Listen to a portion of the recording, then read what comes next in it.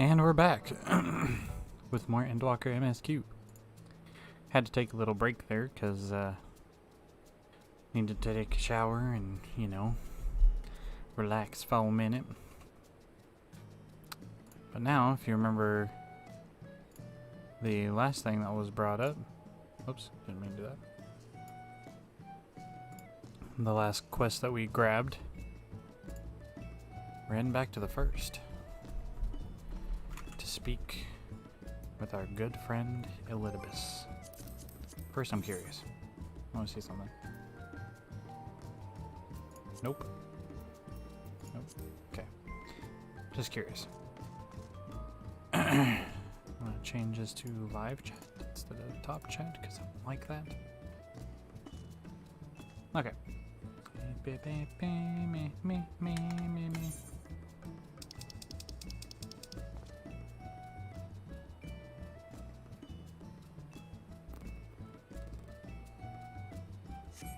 Why do I feel like there was something I was gonna do? I feel like there was something I needed to do. I don't remember.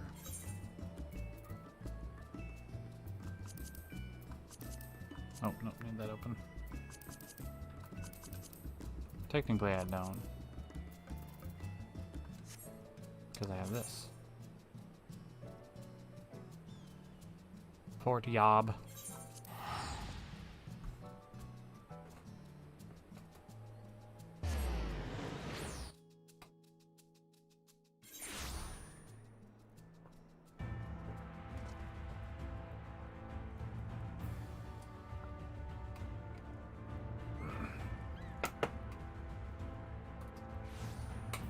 Oh, I took some mango juice and added some Sprite to it. Slaps. It's pretty good.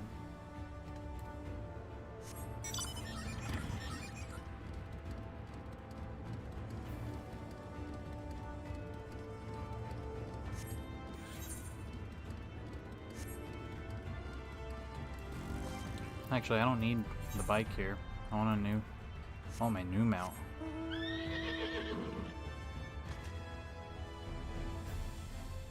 I assume that's armor, like around its face or something.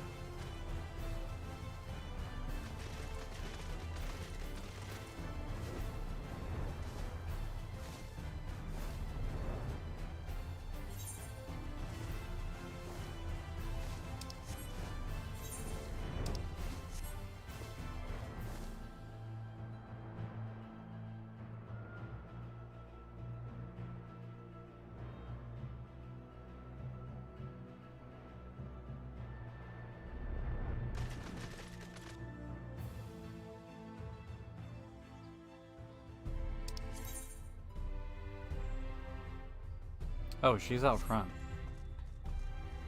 I went the whole ass wrong way.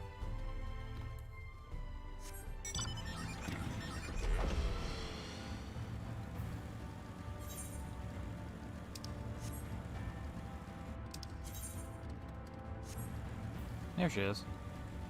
Oh yeah, because the gates are up here. Sup?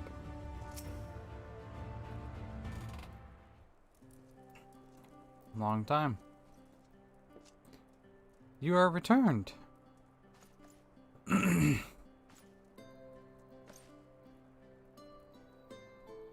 Have you been well, you and the others? As well as can be.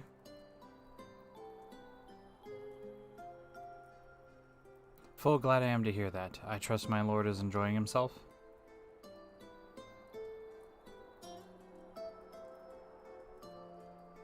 He said that to you? These exact words? Oh, to know that he is happy. It fills my heart with joy. Thank you, hero, for taking care of him. Yeah, of course. Kraha's my bud. When next you see him, please tell him not to overexert himself. Futile a request though it be. And tell him that all is well here. The peace you gifted us continues, and we work hard to build new lives for ourselves. In the course of this, we occasionally bicker, but we've never been more optimistic for the morrow.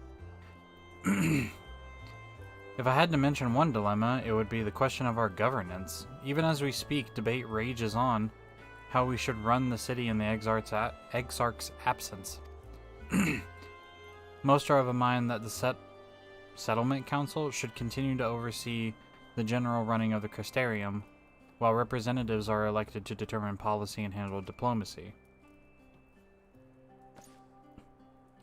Thus far, nothing is set in stone.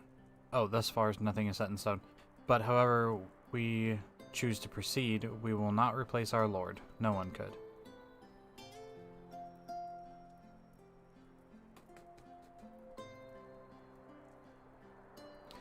Have we recently observed any unusual phenomena? No, I can't say there have been. Curious that you should ask me this question, though. Some days ago, Ring came and asked the very same. She was rather unsettled, in stark contrast to how cheerful she has been of late. She and other Crystarium youths just... Elvira Wolf has subscribed to your channel. Thank you very much, Elvira Wolf.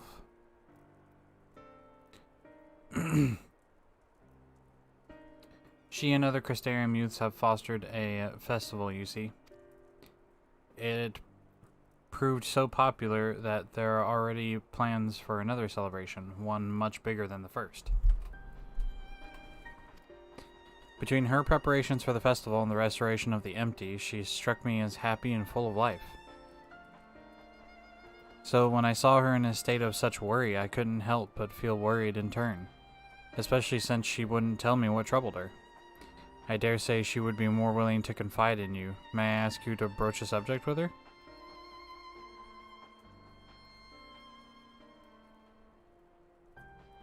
You wish to enter the umbilicus? Very well, I shall fetch the key at once, and take the opportunity to find Irene. Please wait for me in the city in front of the Cabinet of Curiosity. Shall we say... Cabinet of Curiosity, shall we say. I will be along as soon as I can.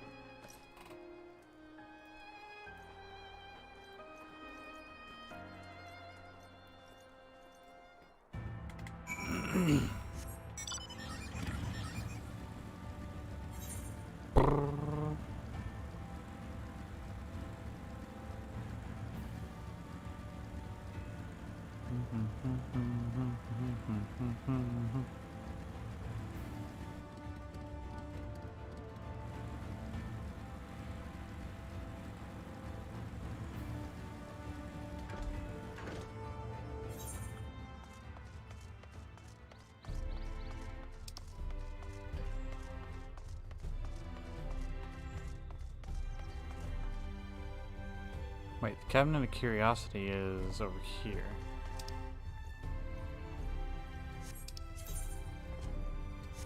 I think it's not showing because I don't have it turned on like this. Which is a little dumb. Yeah, because there it is now.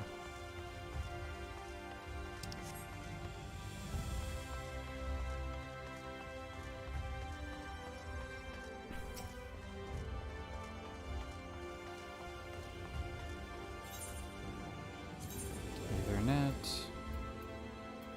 Cabinet of Curiosities.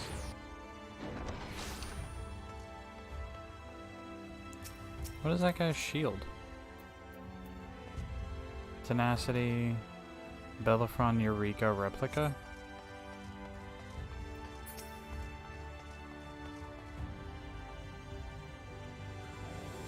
Cannot be skipped.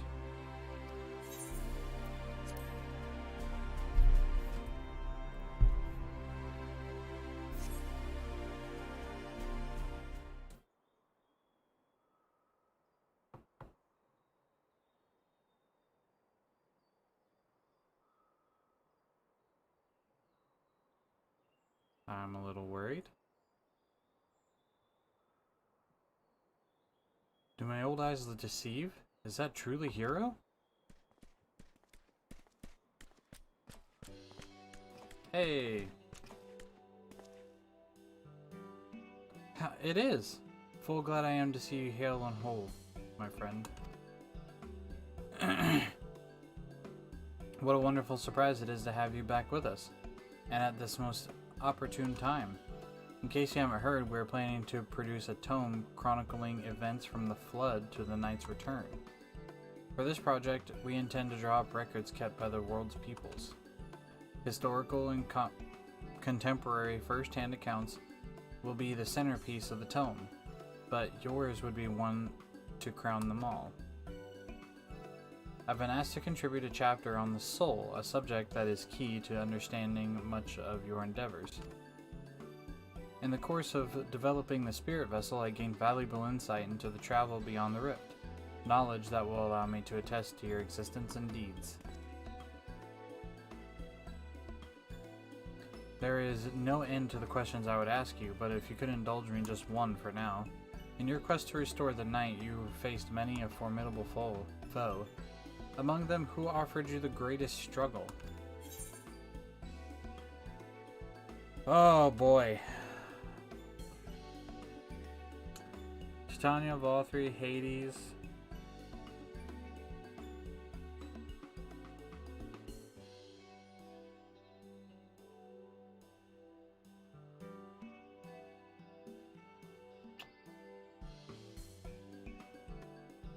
This may come as a surprise, but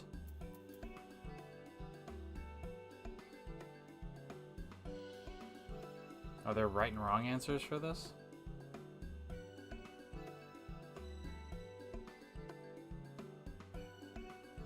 Oh man.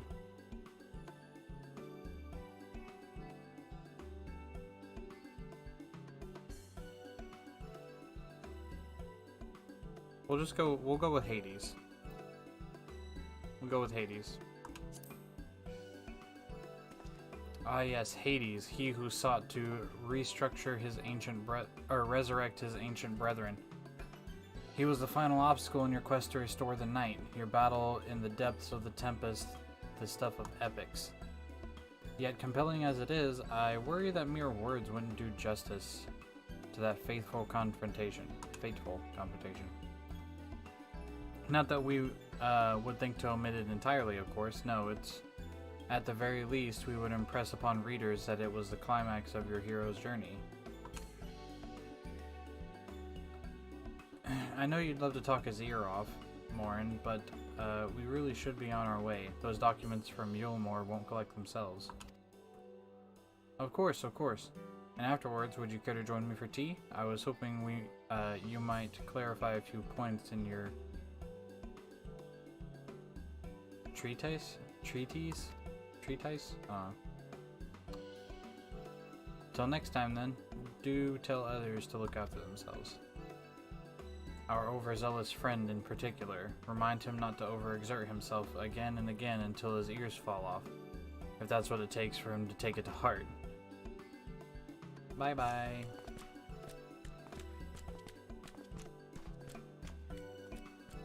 That was cool. Yeah, it sounded fitting to say Hades, because he was like the last battle of the original Shadowbringers story. So, spoilers, sorry, but I don't know. Is that the Warrior of Darkness? Oh my god, okay. It's him, it's really him. What are you doing here? If you're going to battle, I can give you some medicine. I made it myself. Best not, Riki. You'd only give him a stomachache. We've come to see Morin to get his advice. One of the guard finally agreed to teach us how to fight, but first we need to choose a fighting style. While I know that I want to be a mage, Arkil isn't sure. Magic isn't really my thing, so I was thinking of taking up the axe, or the sword, or maybe the bow. They all seem alright, but it's hard to decide, so I thought I'd ask Warren. He knows a lot about lots of things. No? He isn't here? Aw. Ooh, why don't we have the Warrior of Darkness choose for you? What do you think suits Arkil best? Axe, sword, or bow?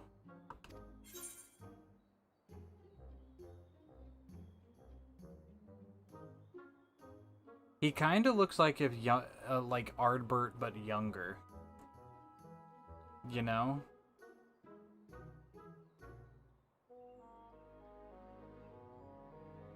Why don't we say the axe? Pass down the axe to another Ardbert kind of thing.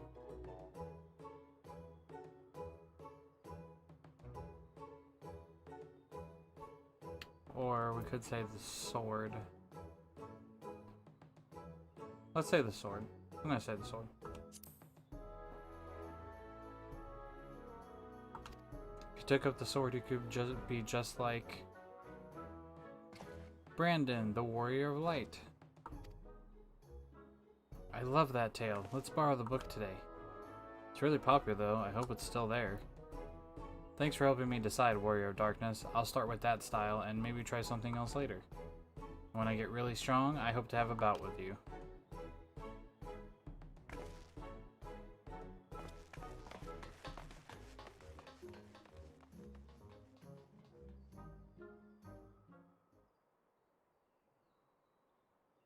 I hope there's like no right answers to this. It's just choose what you think. Such fun he's been having basking in the adoration of musty old bookworms and wide-eyed younglings. But does he spare a thought for me? Of course not. Fail. I waited and waited and waited, but he won't so much as acknowledge the presence of this beautiful branch, even though they're right here. Such a heartless thing our sapling is. Cruel, cruel, and heartless. Or cold, cruel, and heartless.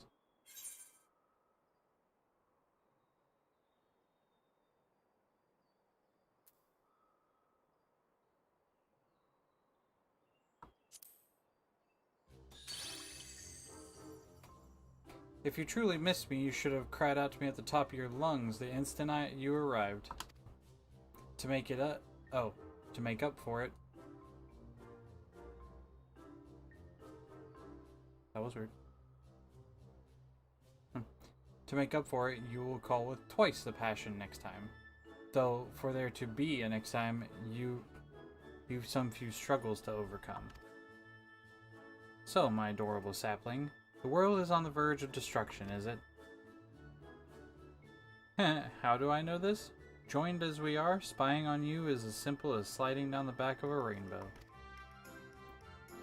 Would that I could aid you in your quest, but the fate of we Fey folk is bound to that of the star. Whither it goes, so do we follow, such is our way. The most I could do for you is spare you the pain by gifting you the sweetest of eternal dreams. But if escape's not to your liking, then you must struggle with your fellow mortals. Yep. But here are the ones you were waiting for. I wonder what manner of conclusion awaits at tale's end.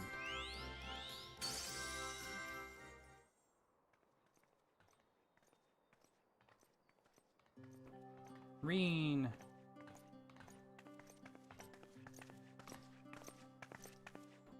My apologies for the delay.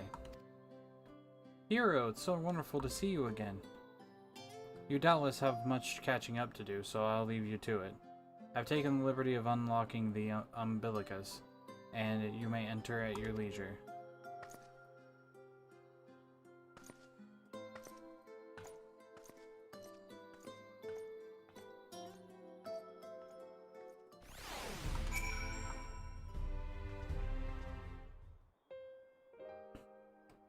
I'm relieved to hear that everyone is well.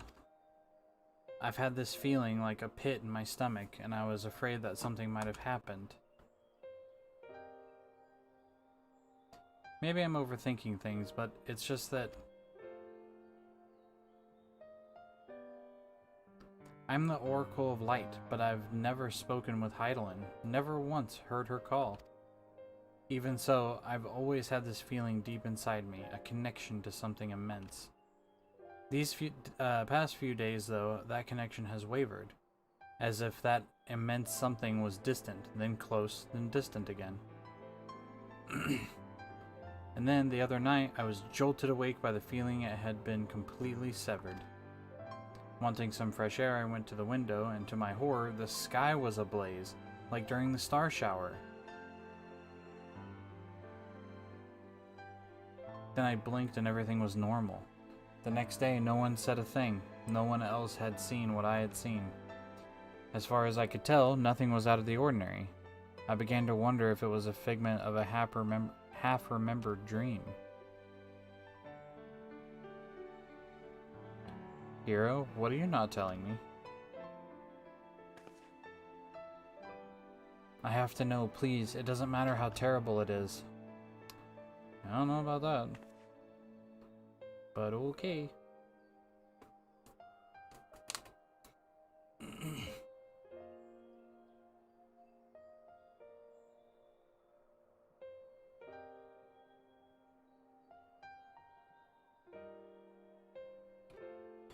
It wasn't my imagination then. The doom we witnessed in Amarat has come again. Can't believe it. Like I told you before, all is well here in the first. So don't worry about us. Please, look only to the threat before you. We're fine right now, and even if we aren't, we've learned how to survive. Should the final days reach us here as well, you may be assured we won't go quietly. No, we'll hold on until you can find a way to save our worlds. So long as you continue your fight, so too will we, united in purpose beneath a blazing sky.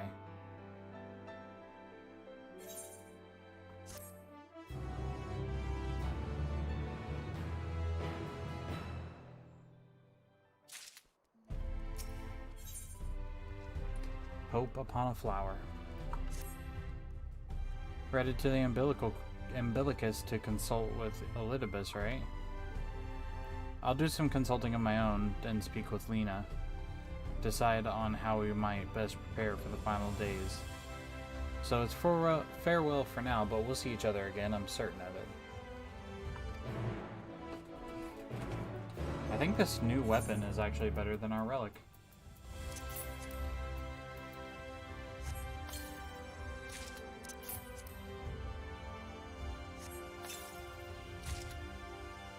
Yeah, the manganese bayonet. Yep, this is stronger than ours.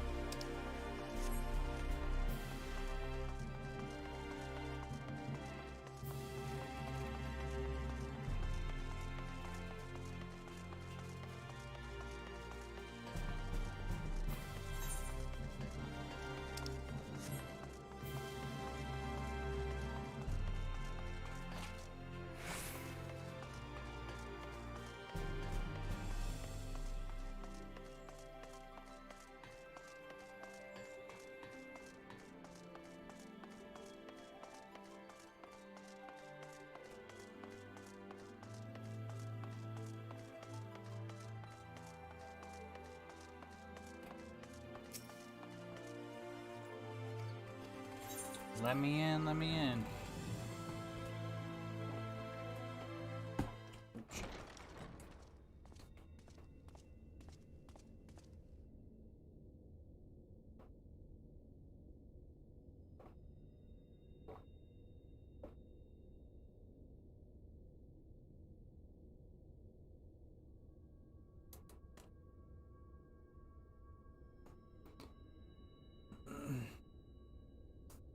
A little glimpse into the past.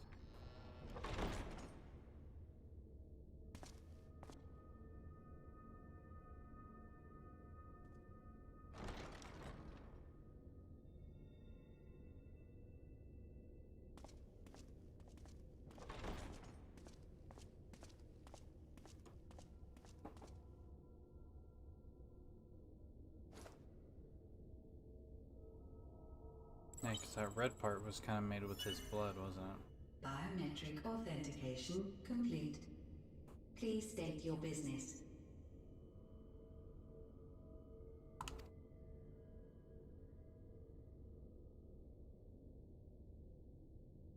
Acknowledged. Reinitializing Circus Tower systems. Searching for Elidibus entity.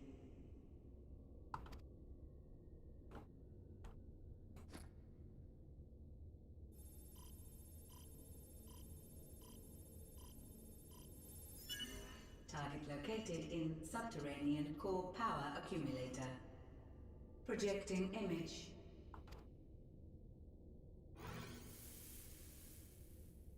My home. My friends. No more than a dream. Oh, don't you do this to me.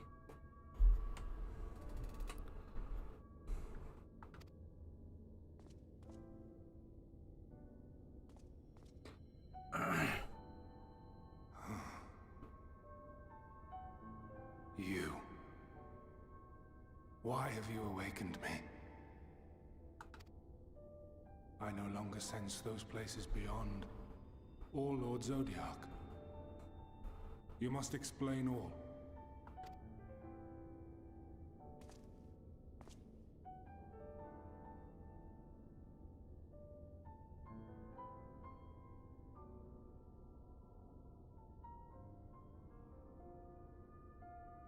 So, he is fallen, and my brethren's souls returned to the star.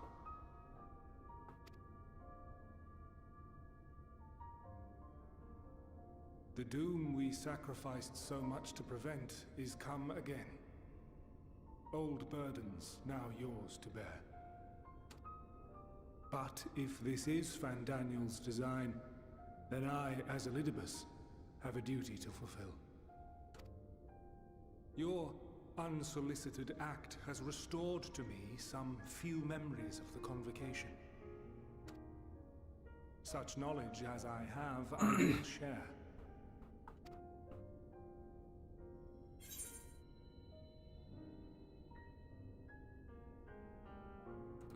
Thank you, or I'm sorry.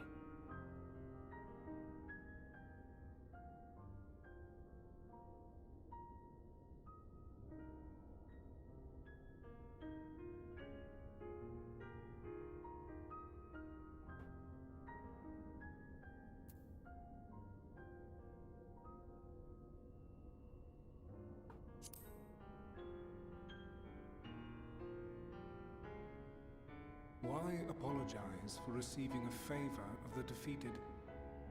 If it sits ill, consider it payment for freeing Lord Zodiac from servitude. Where to begin? Ah, the end. Your understanding of what caused the final days is consistent with our own. I'll tell you why I said I'm sorry. Because poor Elidibus was like, his ultimate goal was just to, like, he was to be the warrior of light. He was to bring about peace. That's why his whole bit was summoning other warriors of light from other worlds. Like, I don't know. I feel a kinship with that, me personally. The decay first took root where the currents were weakest. Yes, a conclusion drawn by him, Fandaniel. Not the him of here and now, but as I knew him, long, long ago. Having shed light upon the phenomenon, he dedicated himself to devising a countermeasure. Were it not for his knowledge of the Celestial, we would never have made the connection, and thence forestalled the final days. And though he inherited that noble soul, how different this last incarnation, so consumed by self-loathing and hate.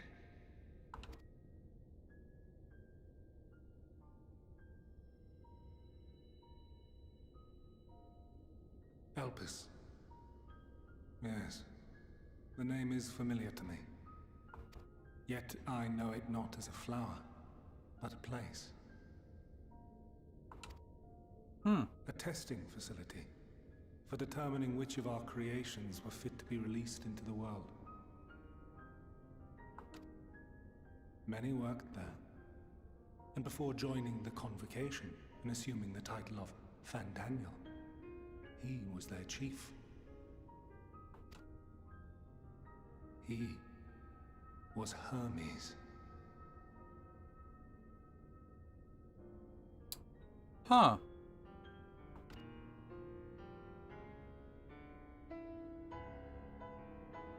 That is all I know. The crystals tell little of the lives the 14 led prior to their induction. Elpis itself would tell even less. Nary a ruin has survived.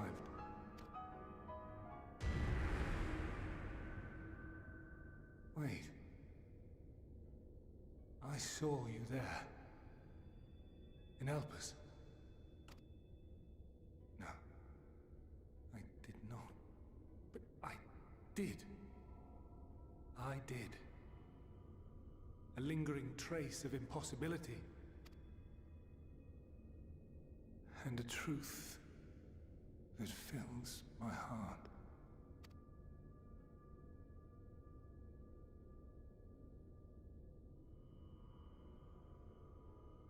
My memories remain clouded, I fear. However, they have revealed to me one possible course. You must travel to Elpis, to the time when Hermes served as its chief. Oh boy, time travel. Because that doesn't get fucked up after a while. In glimpsing the Exarch's memories, not only did I make his summoning magic mine own, I also mastered the workings of this tower, which, having absorbed my empowered essence, now harbors an abundance of energy.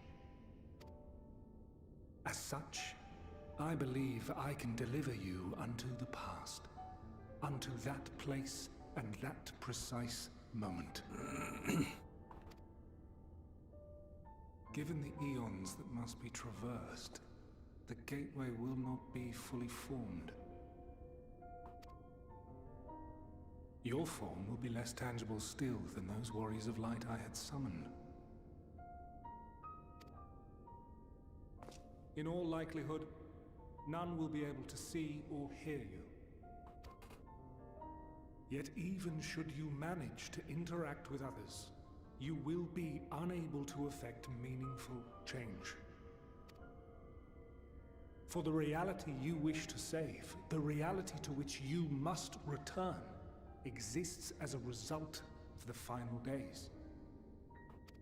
You cannot reshape the past to undo the tragedies of the present.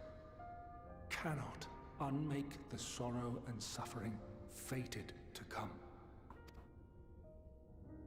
In full knowledge of this, will you still entrust your life to your foe and make the journey?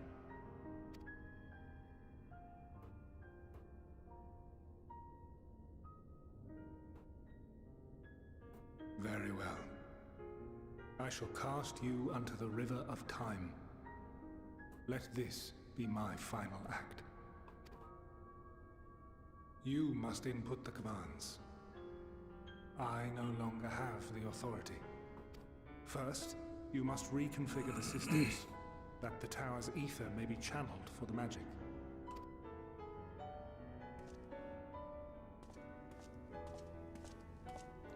Sure. Press buttons.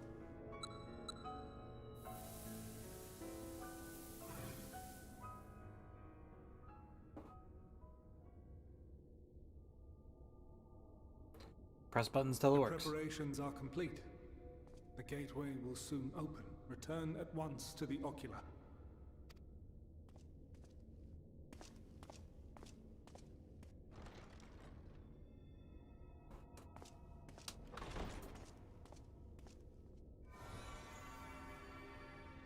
All appears to be in order. The ether flows unimpeded. The magic should consume every last mote of my essence. Why are you surprised? Did I not say that this will be my final act? Lord Zodiac is no more. There is nothing for me here. The ones I love and long to see again are waiting in that promised land, beyond memory and dream.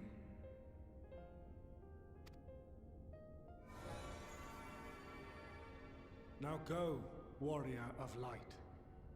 Go, and do not look back.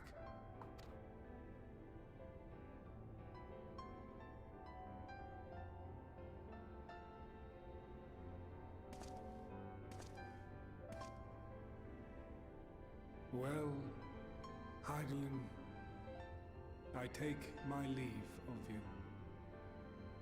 Yours is the mantle of the last of us. May you have the joy of it, the burden, and the solitude.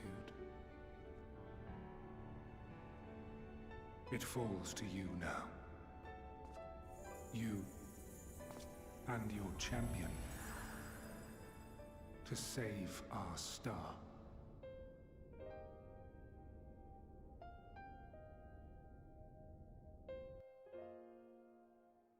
It's gone.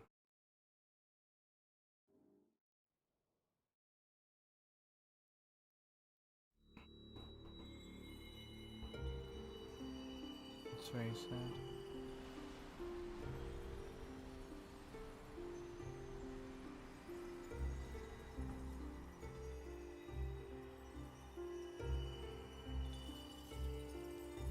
We've been here before.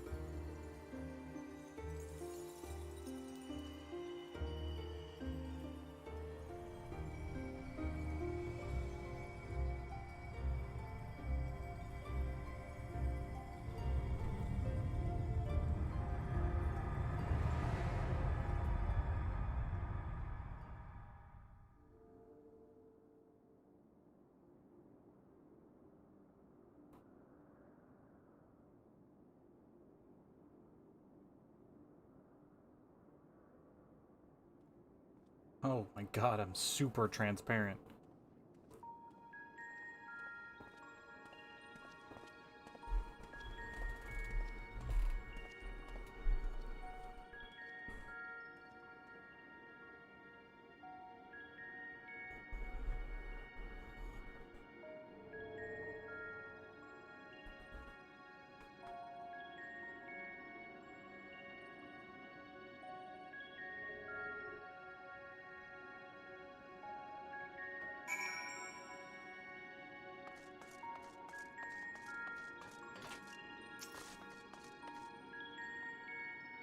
The man stands dutifully by the aetherite-like device, a guide for this facility in all likelihood. You attempt to get the man's attention, but if he sees or hears you, he gives you absolutely no indication. These are some tall motherfuckers. As Elidibus warned, it appears your form is intangible. Look at this. I'm not even waist height. I don't think, like, maybe if their torso is a little longer, maybe. I might be like dick height. I'm not, I don't know. Conversing woman? Hey, you're not wearing a mask.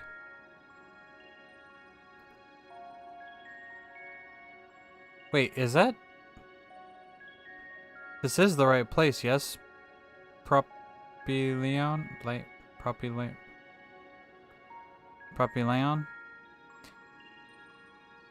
Judging by the woman's words, the facility is called Propyleon.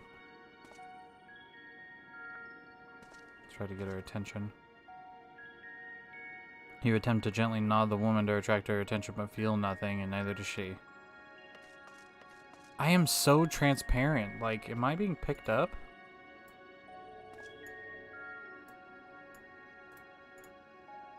Hang on, I want to pull up stream real quick, because this is like, holy hell.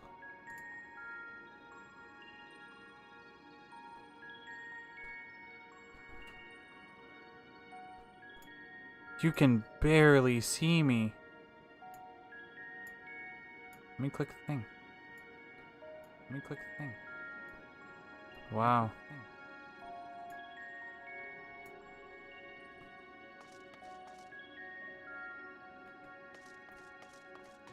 I am super transparent. Aetherite-like device. Device is reminiscent of an aetherite. Perhaps it is possible to attune with it. Ooh, can I? Probably not. You desire... Oh, despite attempting to channel and focus your energies, you fail to attune. Just testing my limits. Black-robed man. A remarkably large man wears a black robe and a half-mask, much like the phantoms you encountered in Mare Lamentorum and the recreated Almirad. It would seem you have made it to your destination.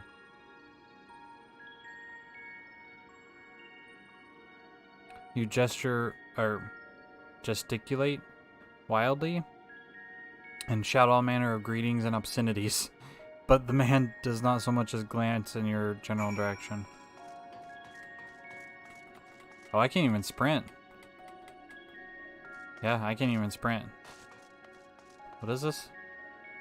Incorporeal.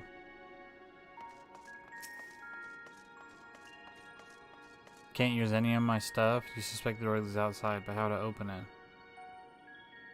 Wait for somebody else to? Or just walk through it.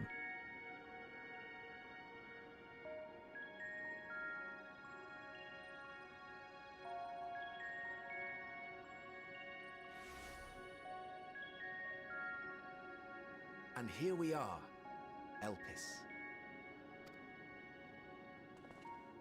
Well, well, how rare to receive you in person. To what do we owe the honor? Oh, just a few odd tasks. We'll be here a while. You're welcome to stay as long as you see fit, of course. As a matter of procedure, however, I must ask that you kindly remove your masks.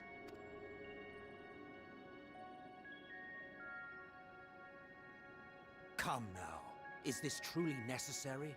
Surely you can tell who we are. Who you are, perhaps, but I am far less infamous. Regardless, if we do not follow protocol, 'tis our hosts who would be held accountable. So, please, do favor us with your handsome face.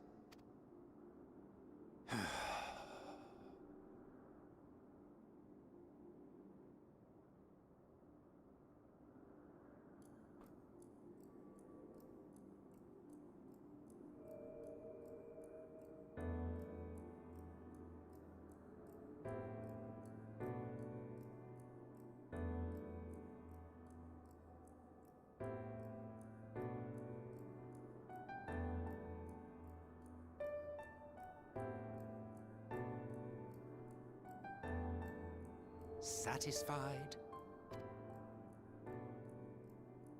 I thank you for your cooperation. You are free to go about your business.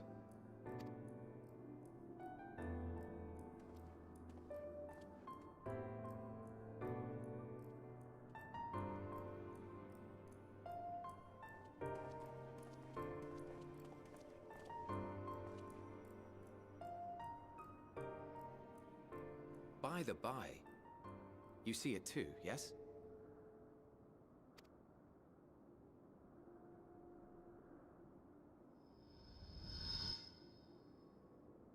I haven't the foggiest what you're talking about.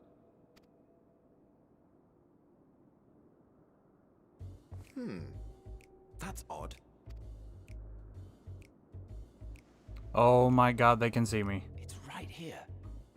A bit thin in the ether, but there's no mistaking it. The color of its soul is almost identical to Azem's. Do you suppose he created it? Rather unusual for a familiar to have a soul, though.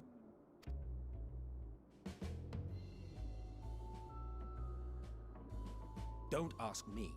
All I know is that it's trouble. Doubly so if it's his spitting image. So let's leave it be. Come now.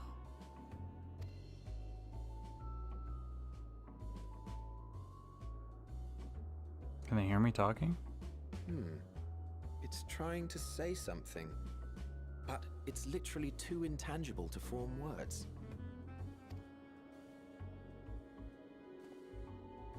Why don't you give it some ether? Spare a snifter of your bounteous reserves.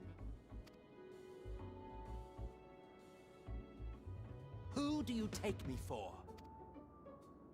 Why, a dear friend, of course. One who wouldn't let acts of kindness, such as my accompanying him on errands to far-flung outposts, go unrewarded?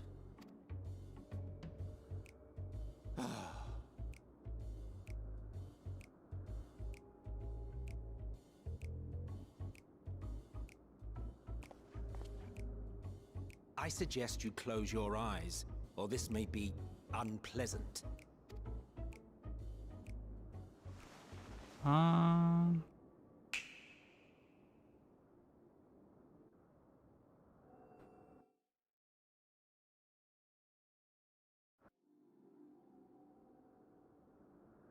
You may open your eyes. Yeah, I'm corporeal.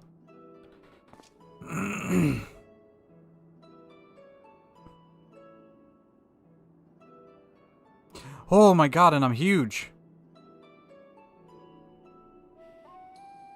Oh, you even adjusted its size. The better to indulge your whim. This way, it will be easier to communicate. How very thoughtful of you. And may I applaud your artful reinforcement. Without further ado then. Greetings. I am Hythlodaeus, Chief of the Bureau of the Architect. Wow. Sulking beside me is the most honorable Emmett Emmett Selk Selk. of the Convocation of 14. And how might we address you, my new friend? Wow. Hythlodaeus and Hades. A fine name. And I'm pleased to see you understand our words. So, tell us, whence have you come? The thinness of your essence suggests you weren't created here. Long story. You do not know? Or cannot say? Allow me to ask a different question then. What brings you here? That I could probably answer. Am I seeking Hermes or do I want to know about Elpis?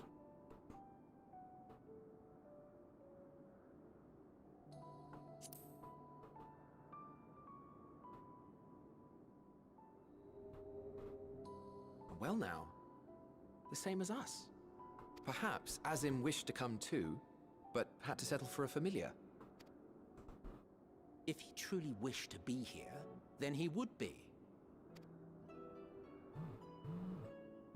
Right you are. My phone is freaking out. Ah. Please stop.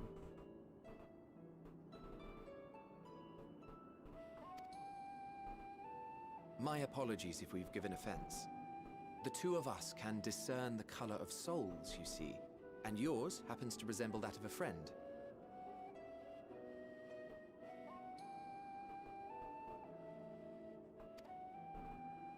And with your purpose matching our own besides, we jumped to a hasty conclusion.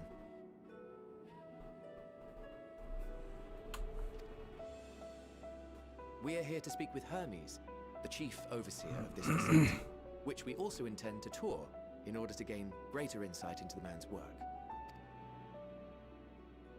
We, I say, though this is Emmett Selk's charge. I am here only to serve as his guide. And I should be happy to serve as yours as well, by way of an apology for the misunderstanding.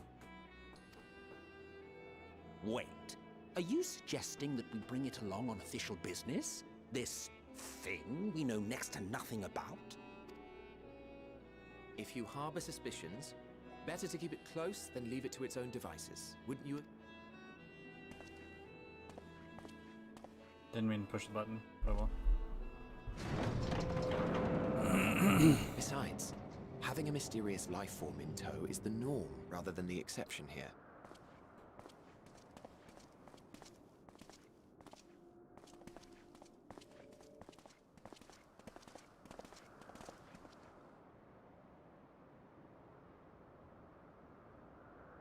Welcome, my friends, to the testing ground of creation at Heaven's Edge. Elpis. Oh, that is so cool.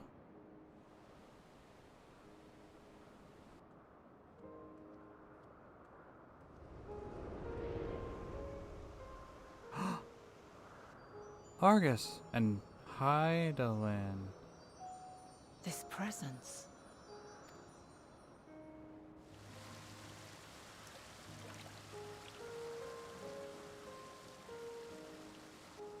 What are... Hermes! Visitors! We have visitors! Axolotl.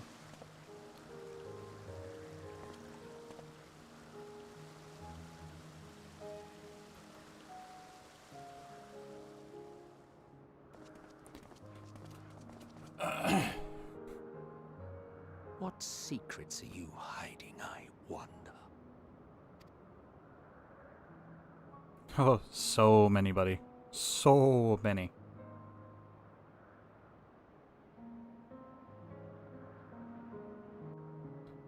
You want to talk about how I fucking kill you?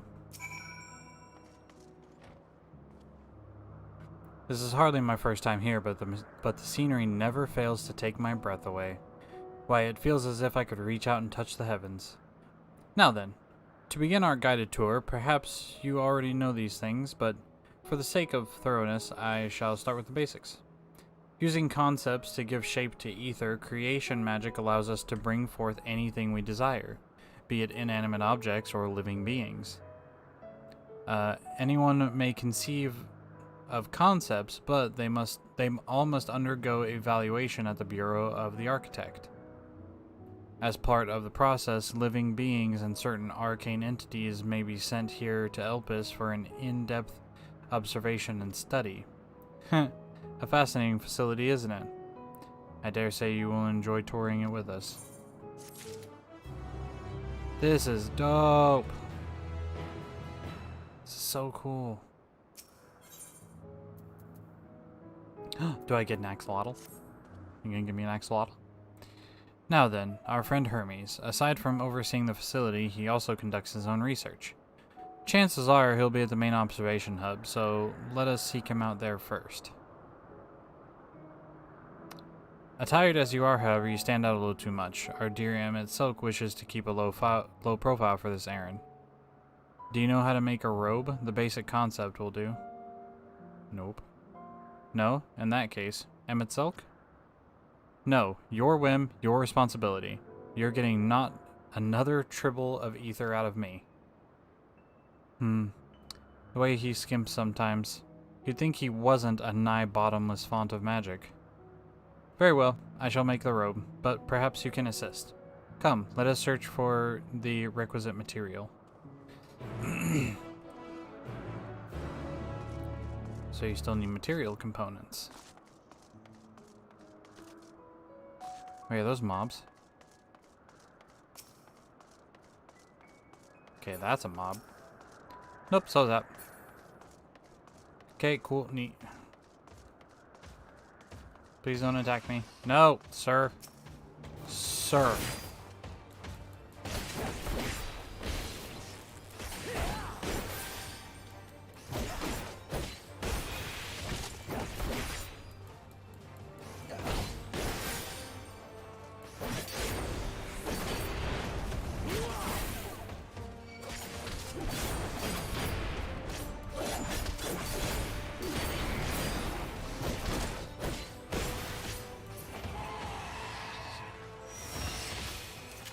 Okay.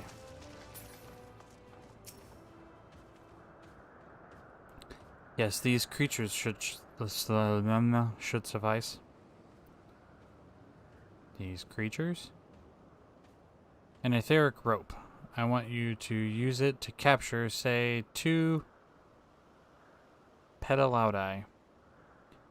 There are 3 species here, I believe. Any 2 different kinds should serve. Now, I should mention that in the strength of the rope is tied, no pun intended, to the strength of its user.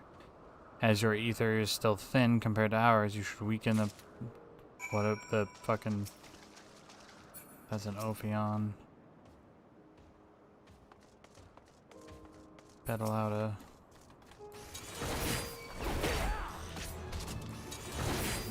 I'm gonna drag him over here.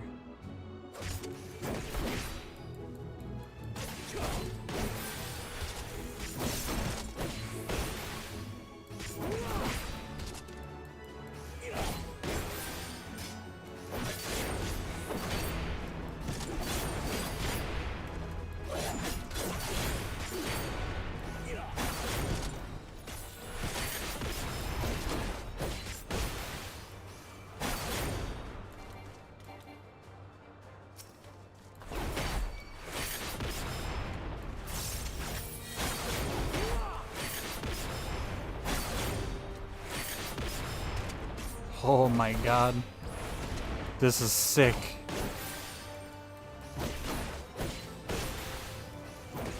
Hypervelocity is dope. Bam. Bam. Bam. Oh man, the combo is gonna be so long.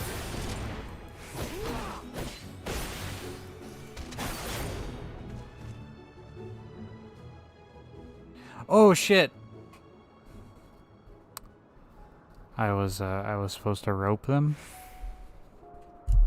I was supposed to rope them, and I killed them. I murdered them.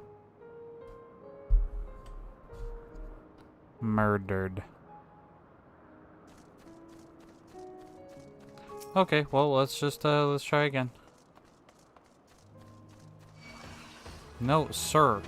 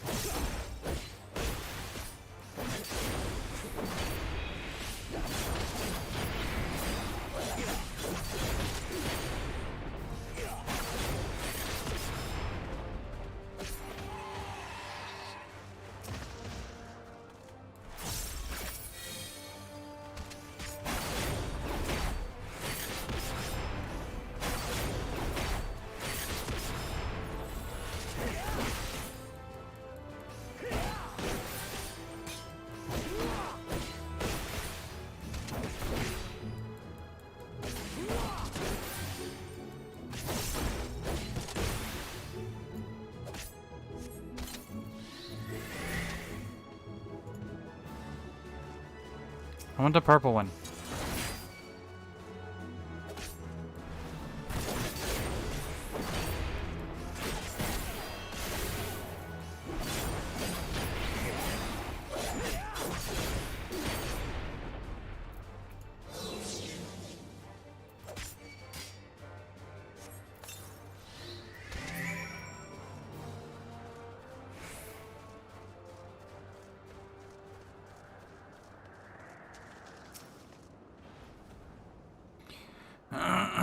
Caught the pedal out eye? Come, let us see. I caught a blue one and a purple one, I think. Yes, these fine fellows will do nicely. And now for a spot of reversion.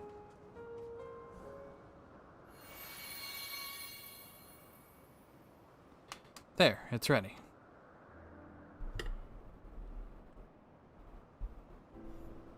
It's nothing fancy, but then we're trying to not stand out, so try it on for size.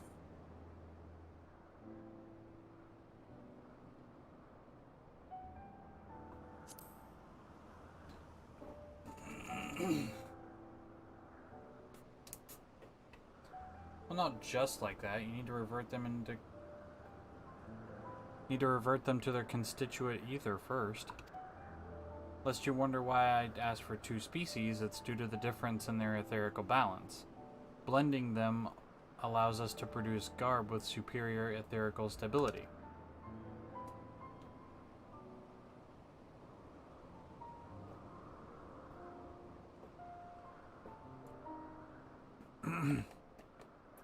Well and good to disguise and educate it, but it won't fool anyone who can see worth a damn. Fair point. But at the very least, it should spare you unwanted attention from casual observers.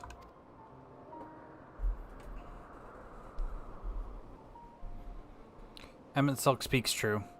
Even dressed like us, your unusual nature will be plain to those who think to look.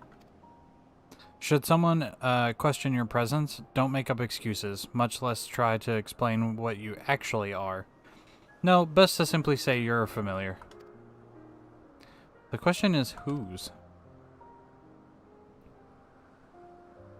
Ah, of course, Azem's. If you say you belong to him, the people will give you the benefit of the doubt for any and all outlandish behavior. Exploiting our associate's absence? For lack of his presence, absolutely. Were he here, we'd have been the first to propose the idea, and you know it. Or he'd have been the first to propose the idea.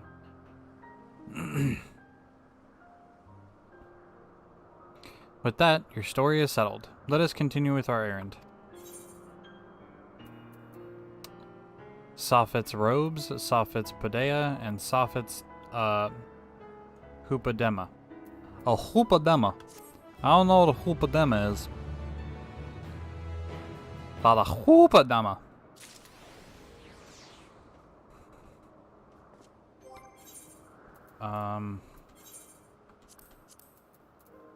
Boop.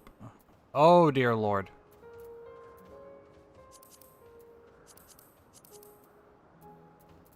Damn, too bad we can't put the mask on, you know what I mean?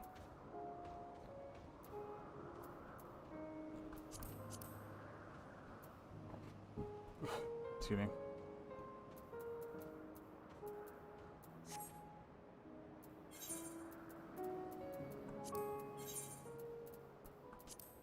It's really long, though.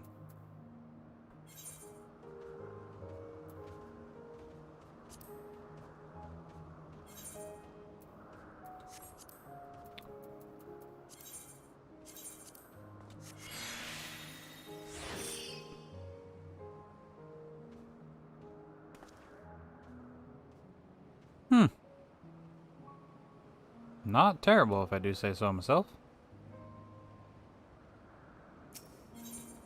Alright. Hythlodaeus is ready to continue if you are. In search of Hermes. If you're ready, let us continue along the path of Ananorisis. Yep. The place serves as an observation hub and residence both. Someone that should be able to point us in the direction of Hermes. Also, let's take away the weapon. Actually, can I cast Glamour as...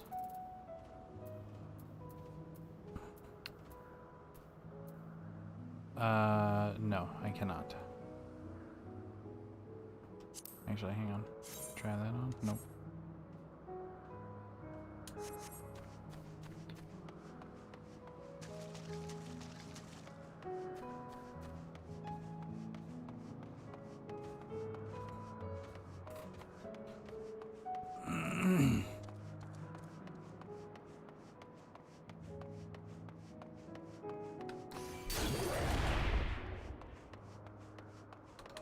What am I doing? I do that sometimes. I'll start walking and then be like, I can just like mount up. What am I doing? What's wrong with me? Sick trick, bruh.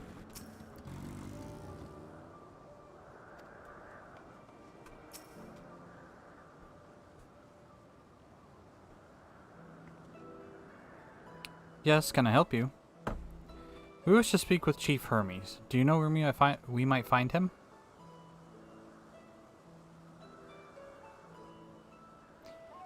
Well now, by your mask, I assume you're one of the 14. I wasn't aware there was to be a visitation. Between you and us, it's something of a surprise. Your discretion in the matter would be appreciated. I see. My lips are sealed. The Chief should be out conducting observations as usual. His focus of late has been the aquatic creatures, so I expect you will find him near one of the pools here. The pools, you say? Many thanks and apologies for disrupting your work.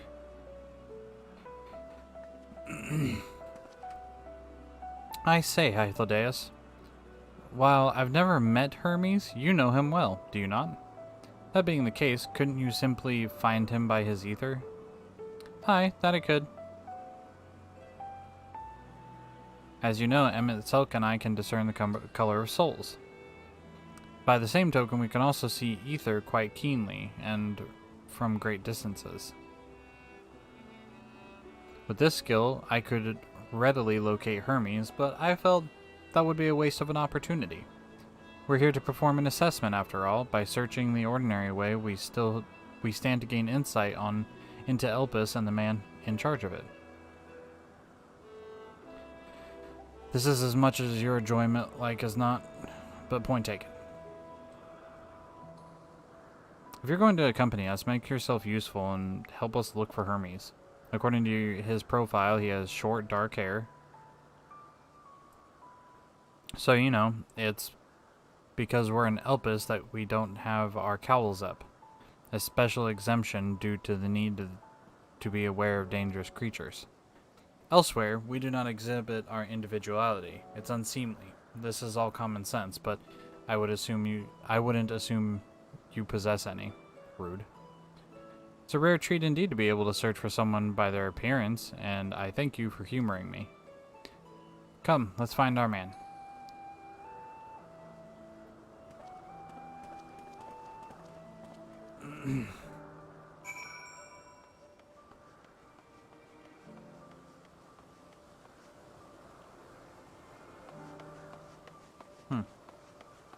I was just seeing what the boots looked like. Like the boots in the... Ah! Unicorn. A unicolt! That's so cute. It's not a... It's a real thing. It's not a...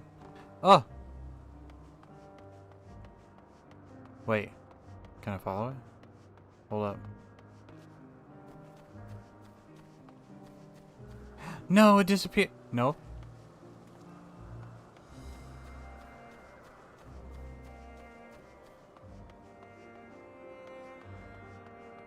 Hang on. Hang on. I have a theory.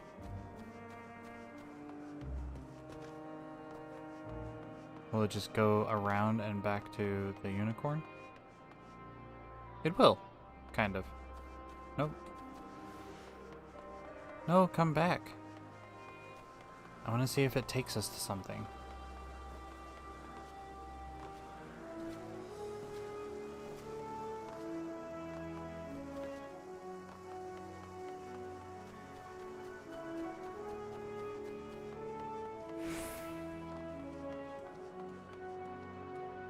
No, it went back. Okay, never mind.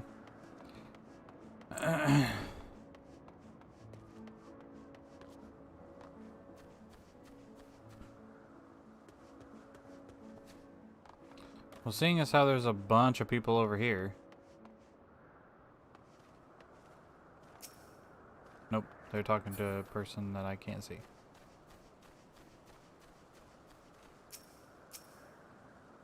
That's a character. That's a player. That's a player. Hermes.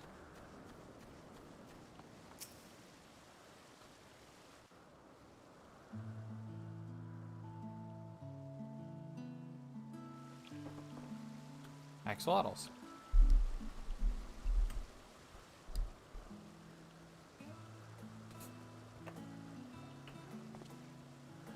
Huh. You are... Oh. Different. You're different too. You and me. We're alike. Friends. I want to be...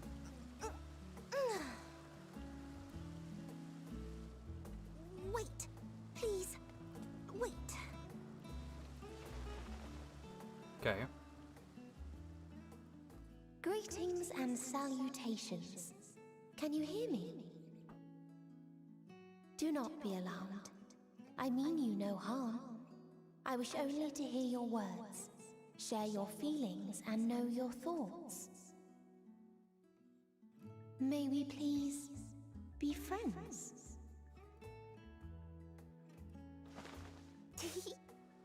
May we please be friends? Huh. She must not be accustomed to I see actually you found speaking.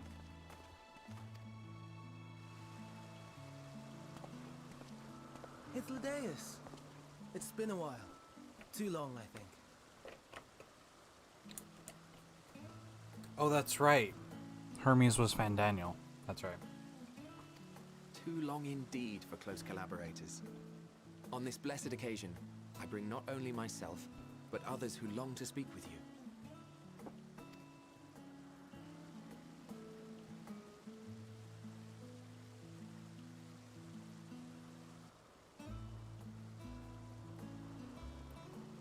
You were of the convocation. Why is this Emmett Silk version giving me like some Xehanort Ansem vibes right now? Is it just me? Anybody else? Emmett Selk at your service. Do I have the honor of addressing Hermes, Chief Overseer of Elpis? You do. You have traveled far for it.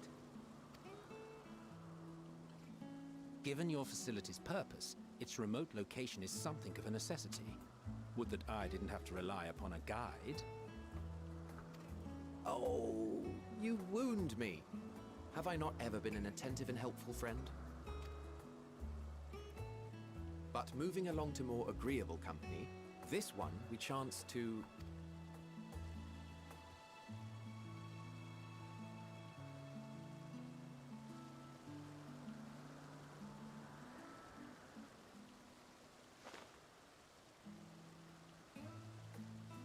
Well, you certainly have her attention.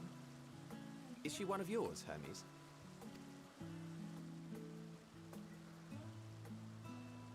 Her name is Meteon. It means shooting star.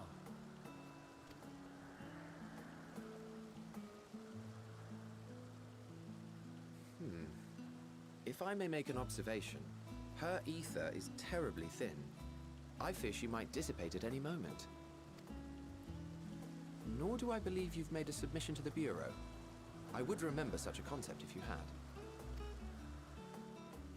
I haven't, as you say. I judged it too early.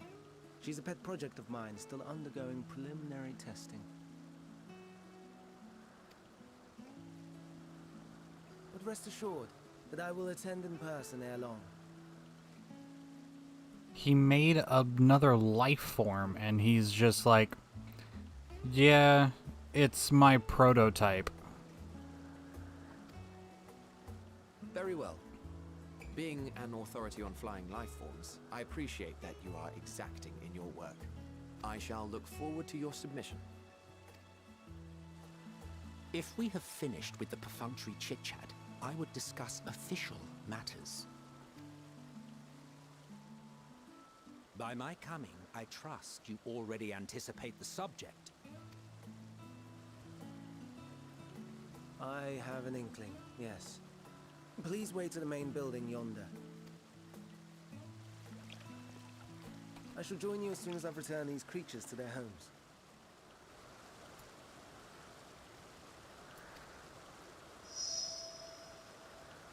What's wrong, Hermes? An amistoma is missing.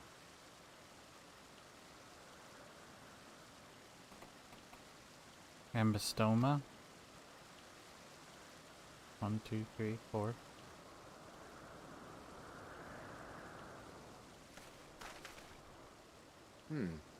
I may have found it.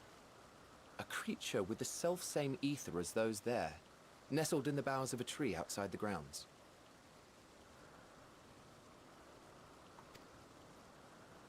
Huh? You're saying they can climb with their sorry excuses for limbs?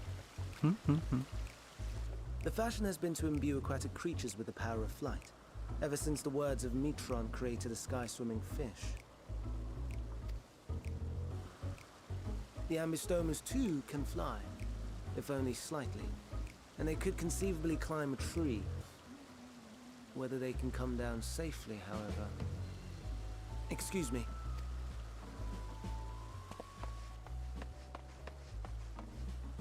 I'll help too.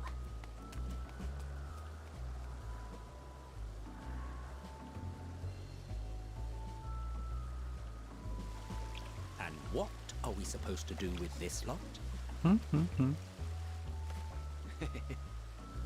May I suggest we split up? If you would be so good as to assist Hermes, Emmett Selk and I shall keep an eye on these adorable creations in the meantime.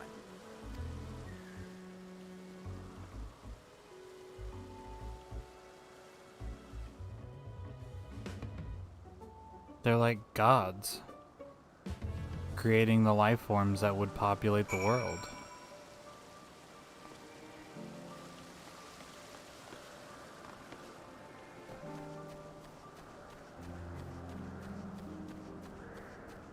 Weird way to think about it.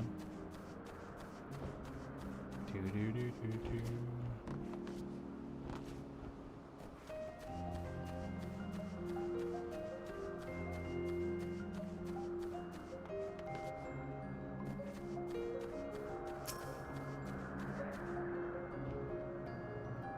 Seems Hermes and Meteon have found their quarry, a creature known in this age as an ambistoma.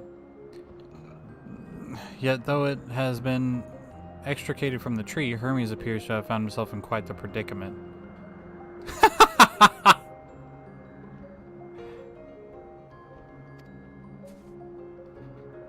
The ambistoma, Hermes saw it high up in the tree.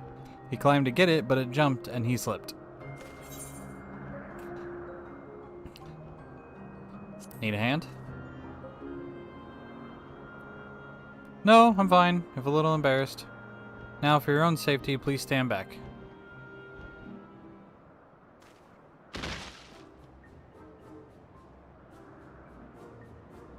Ugh.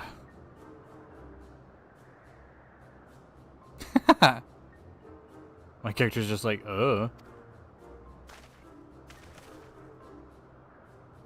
Quite alright, yes. My apologies for making you worry, Meteon. Both you and, yeah, hi. Hero, you're called. An intriguing name, somehow reminiscent of a new creation. Thank you for coming after me.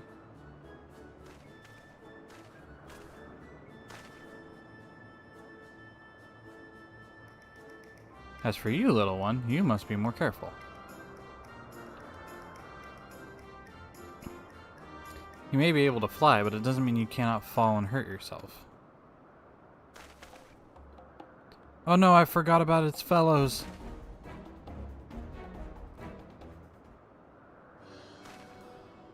Truly? What a relief. I must thank Emmett Selk and Hythlodaeus when I return to them. But first, the distraction's out of the way. As Chief Overseer of Elpis, permit me to welcome you to our facility. I hope you will enjoy your time here.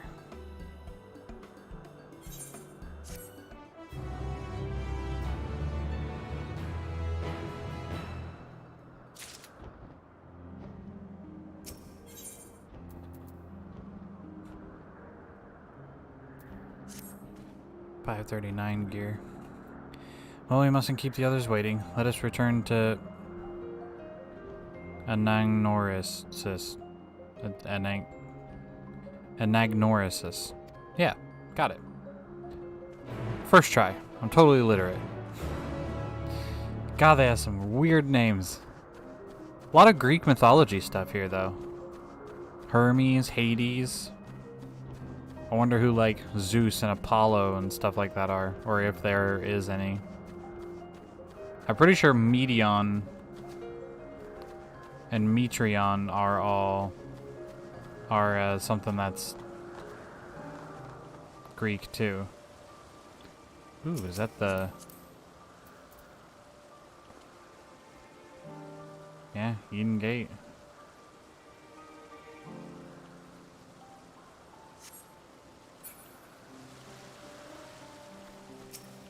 Oh, no.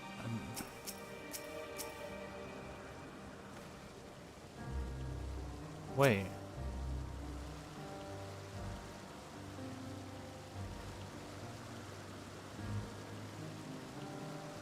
What barding is that? I have no idea. My apologies for the trouble. Owing to your kind assistance, all the ambistomas are safe and well. I will presently send them back to their space if you would go on ahead to the main building. Upon entering, you will be able to see a table and chairs, a meeting area. We may speak there. Very well. Take care not to let the creature slip away again.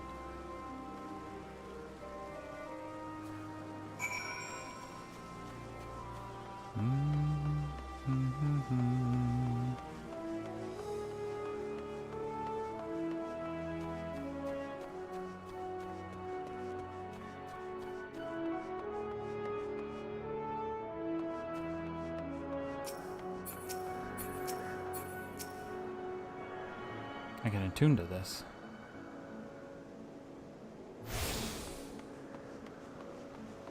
Interesting. Will I be able to go back in time here too? Like, that's an all the time thing? I can just come back here whenever I want?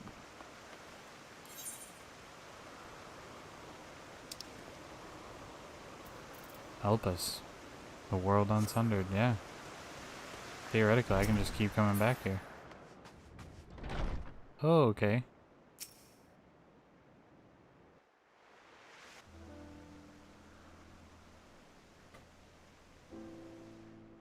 This appears to be the place.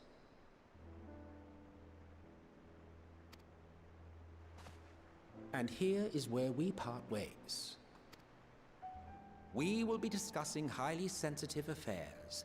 Only a select few may be privy to such knowledge, and that does not include someone who cannot or will not divulge their origins. Oh boy.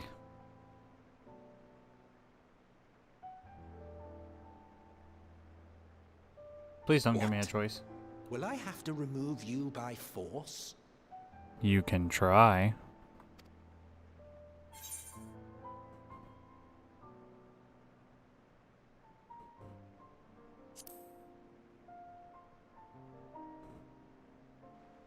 Yes, I'm sure your business with Hermes is quite pressing. You may speak with him to your heart's content after ours is concluded. I do not object to his attendance. Hermes, this is highly irregular. Perhaps, but I believe he can be trusted. Meteon would not have taken to him so quickly otherwise. Moreover, the presence of a third party may help me to maintain composure.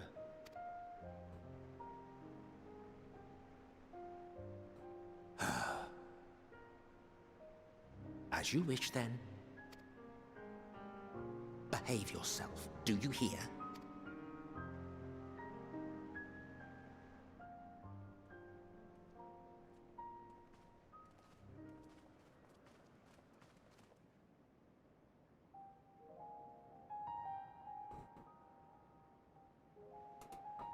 So, it's finally happened, then. Aye. Van Daniels declared his intention to step down, and named you as his preferred successor.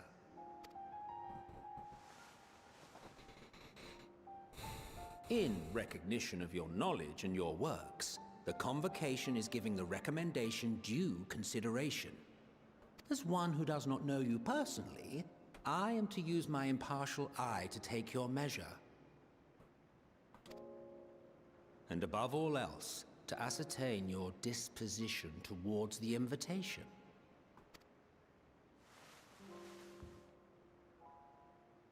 I understand that you and Van Daniel are close. He himself was once chief overseer of Elpis after all. I should not be surprised if you knew before anyone else that he wished to relinquish his office. I did. He told me that when he fulfilled his purpose, he wished to pass the torch to me. A torch you seem none too pleased to accept. Are you so averse to serving on the convocation? No, it's not that. For a humble researcher like myself to even be considered is an honor beyond words. No. What troubles me, what I struggle to come to terms with, is the very fact that Fandaniel is stepping down. Does this not mean that he will return to the Star?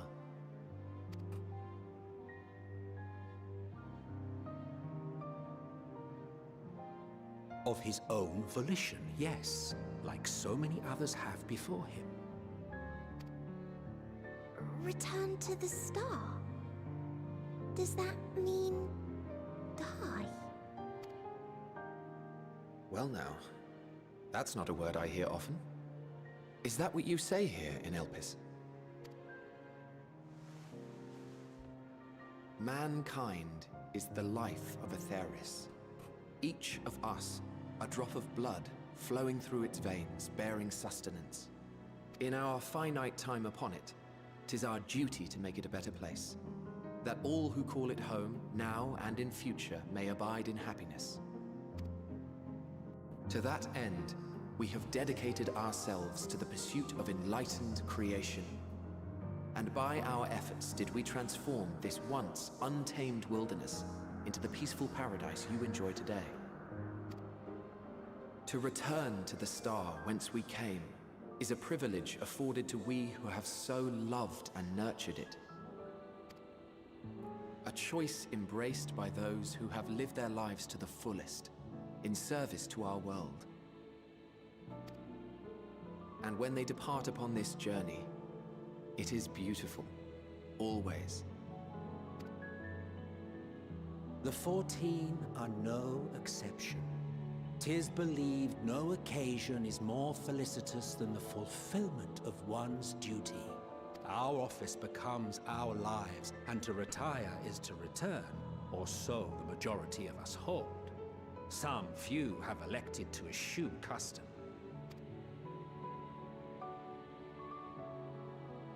Mayhap you feel Fandaniel's deeds do not warrant his return. Yet you should know his accomplishments as well as any. During his time, he conceived of countless outstanding concepts. And channeling the wealth of experience he attained here in Elpis, he brought forth many new specimens. I know of all this. I do. It's just, I cannot fathom why someone so great and wise, who could still do so much good, would want to end it all.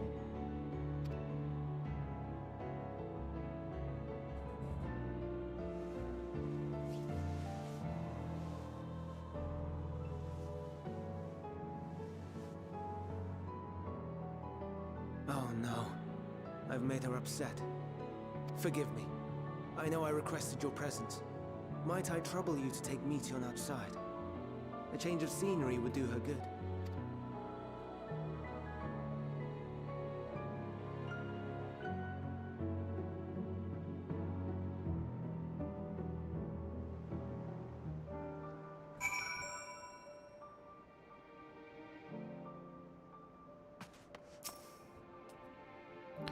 I'm sorry, hero. I didn't mean a walk. Perhaps we can go for a walk. Let's go outside.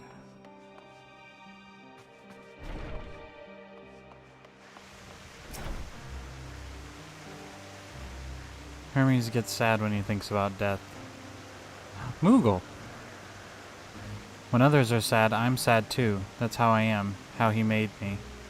She's empathic. But don't worry, I'm fine now. So, why did you come here?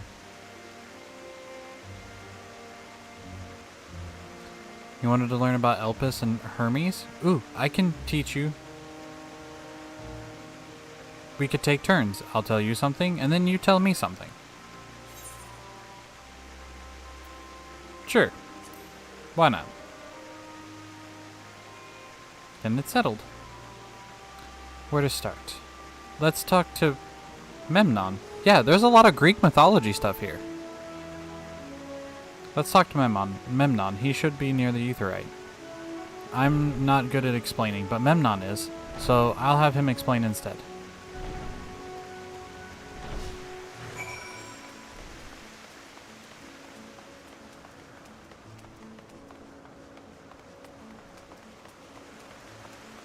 Okay, let's go talk to Memnon.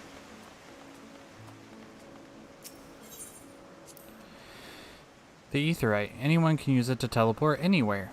Well, maybe not anywhere. Not to the ground or other isles. For that, you need teleporters. Oh, and permission. I love her. We must protect her.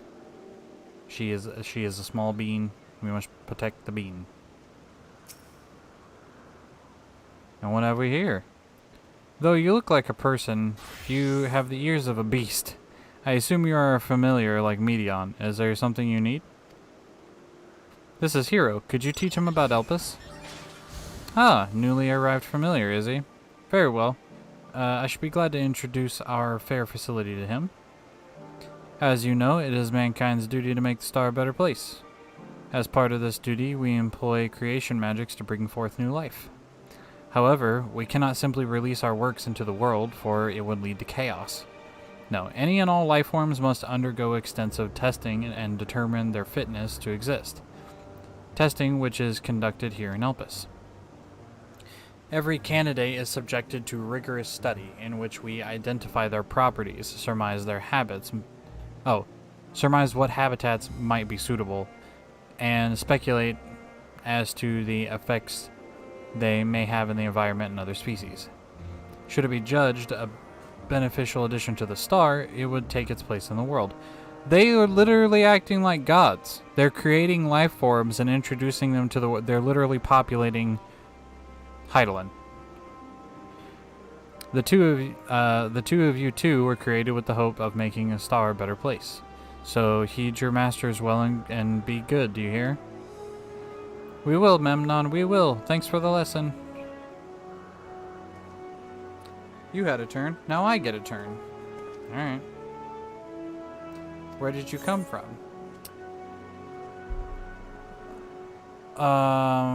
From a place far, far away. Then I probably don't know it. I don't know much about other places. But this place is important to you, I can feel it. Oh, my power? I haven't told you about it. A creation. Let's find a creation. One not being watched, then I'll explain my power. Find a creation not being watched?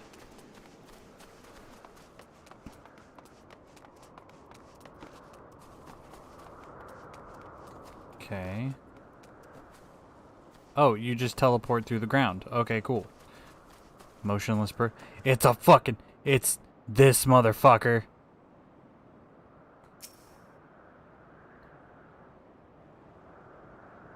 Fucking, what is it? Hornbill, right? Fucking little shitbird. Oh, this creation is perfect. But I don't remember seeing it before. Perhaps it's new? Anyway, I'll try reading its mind. That's my power. She's empathic, telepathic.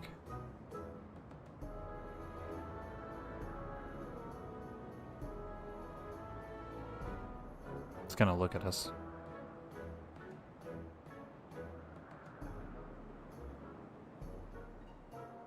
Don't you do it. I can't read it. Or maybe there's nothing to read? Wait, please wait. I'll try again. With you this time. Okay, sure.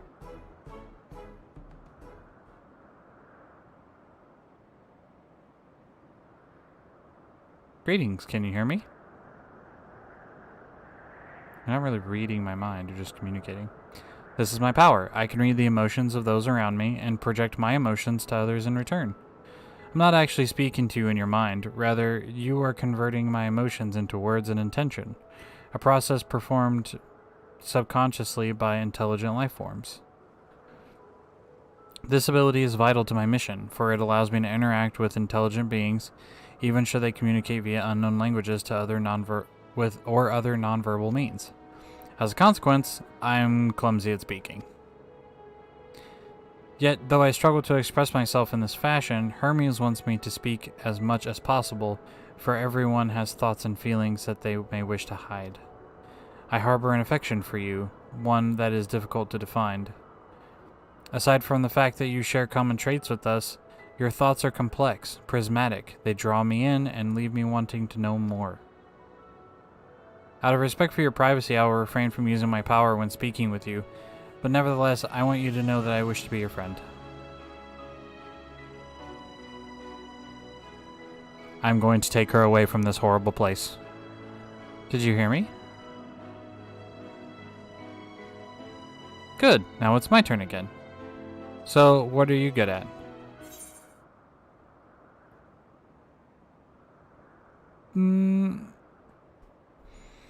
Fighting. I'm good at fighting. Oh, fighting. That must mean you're really strong. Hermes is strong too, but he doesn't like to fight, even when creations fight him. Ah!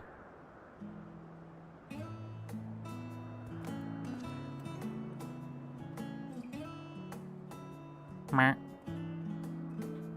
I think we might be bothering it.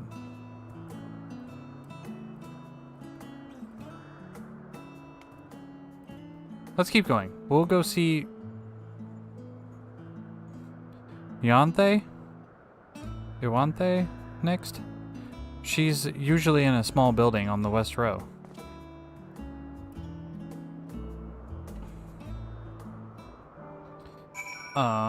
Okay. Up.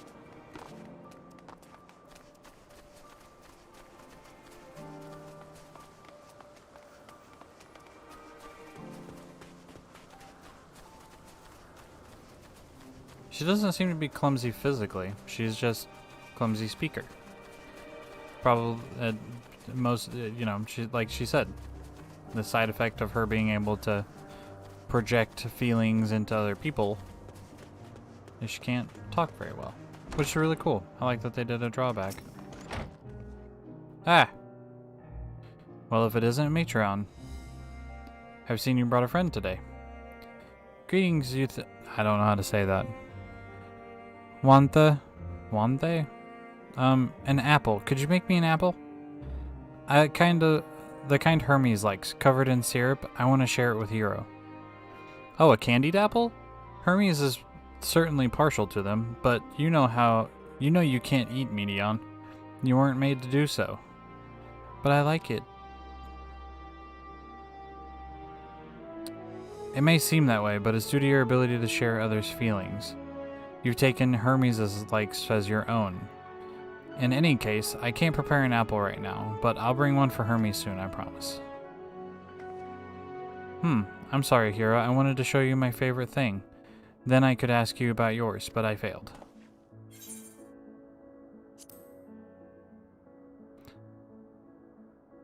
Oh, that's what you like? Yes, I can feel it. Your joy and happiness. And it makes me happy too. Thanks for sharing it with me. It didn't even give me like a choice of things that I could say that I liked. But okay. That's pretty cool though. Well, we've walked and talked a lot. Maybe Hermes has finished talking too. Let's go see.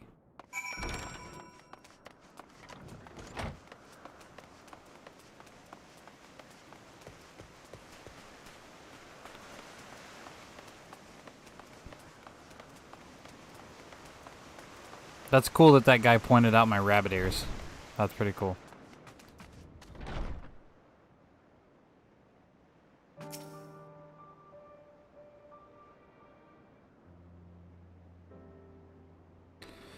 There you are. I can see the fresh air has done Medion good. Hero wanted to learn about you and Elpis, so I taught him. About this place, my power, your favorite food. I'm sure if that last one will be of any use. Oh, I'm not sure if that last one will be any use. But I do appreciate your keeping Medion company. While you were away, I finished speaking with our guests. Finished? Hardly. You requested time to consider the invitation, so we have no choice but to occupy ourselves with an inspection of your work. My apologies. It has been decided that Emmett Silk and Hythlodaeus will accompany me as I tend to my duties. If you wish to learn more, perhaps you would like to come too? I'm compelled to remind you that he is in no way associated with the convocation, actually. We simply chanced to meet him on Probleon. Hang on, I'm turning this down a little bit because I'm jumping in the red. There we go. I do not mind. To see the joy of his presence brings Medion. I cannot imagine our mysterious friend harbors malicious intent. Nah, I'm just here for a good time. Hero was kind, really, truly. He taught me as much as I taught him. You're coming too, you're coming, of course, to watch Hermes. You're bound to learn lots and lots.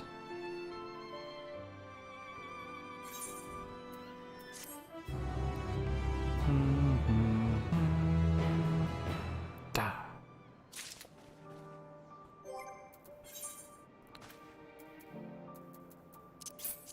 Oh, there was a junk monger back there. Oh yeah, the manganese.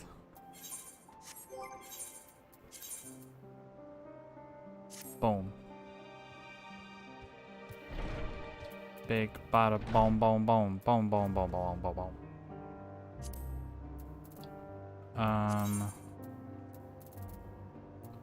Wait.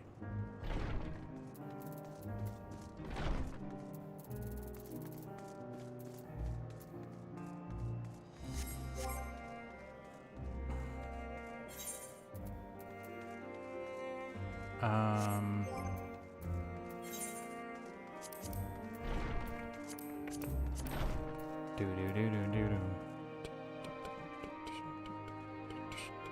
Do do do do do.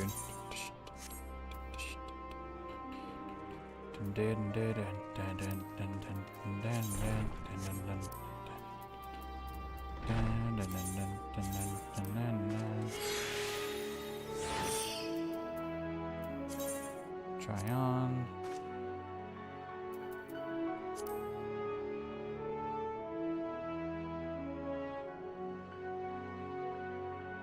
That'll work.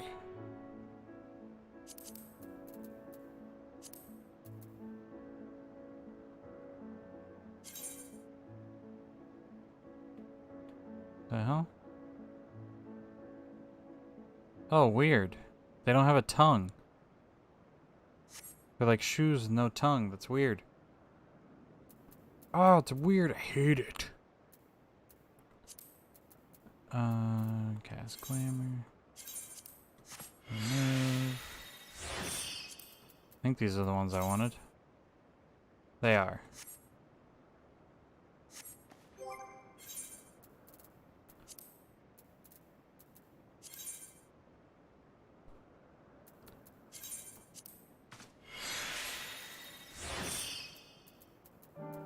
Cast glamour.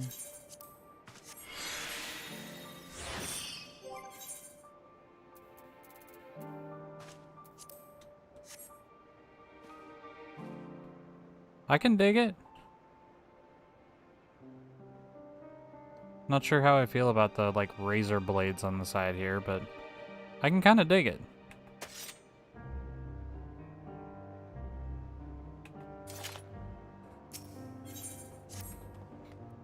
If everyone is ready, there are a few creations I need to check on. First, we shall return to the spot where we found our wayward abistomas, or ambistomas.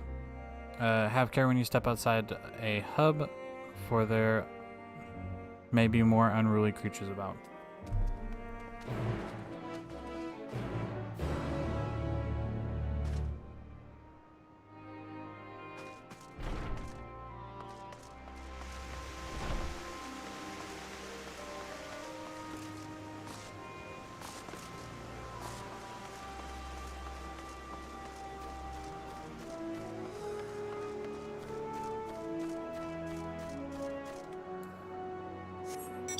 Do that every time. Boing.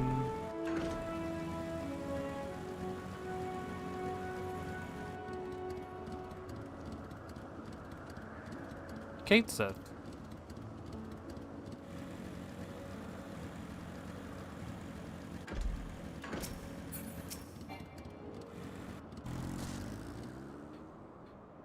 This here is a new species of pedalota we recently set loose. It's been doing very well, managing to maintain a stable existence thus far. If it can see its observation period to the end without issue, we shall release it unto the world. Tell me, do you know the difference between living creatures and arcane entities? It's the presence of a soul, yet the soul isn't something you can choose to have at will. No, it manifests only in those beings whose forms adhere to the laws of creation, that can endure on their own. Beings that do not fulfill this requirement, such as those spontaneously born of magic or natural phenomena, do not have souls. No matter how much it might resemble flora or fauna, if it lacks a soul, then it is considered an arcane entity. So you see, it is not for mankind to decide what is living. The dominion lies beyond our manipulation, and it's hubris to assume otherwise. But come, let us head to the nearby beacon. I've received a report that arcane entities have gathered there.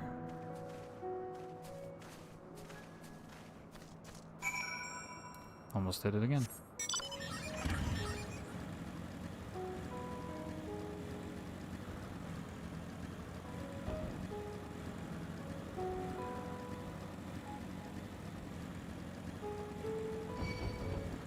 Fuck off.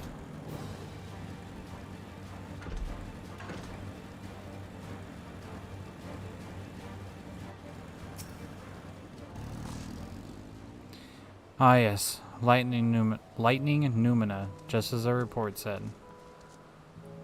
Lightning sprites. Although we call this structure a beacon due to its form, it's in fact a magical device. By manipulating the balance of elements, it keeps the isle airborne and maintains the climate thereupon. In the course of its operation, it often sees an internal shift towards a given element. Right now, that element is lightning, which draws the Numina here to replenish their ether. It appears Medion is busy. Would you care to assist me in her stead and feed the Numina? Tell him I'm giving them. By using this lightning converger, you can harness ambient lightning and focus it into a ball. A veritable feast for our dazzling friends. Go on, give it a try. I'm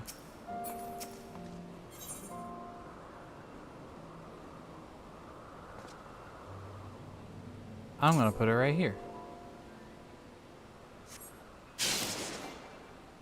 Oh, I have to hit them.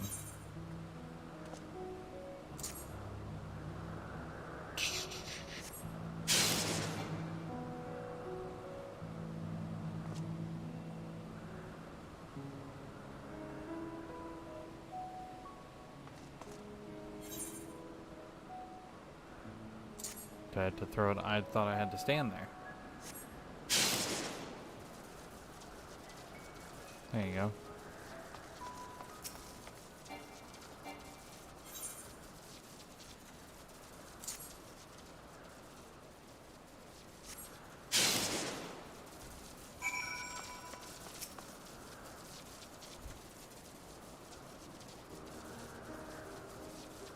Perfectly done, hero. Look.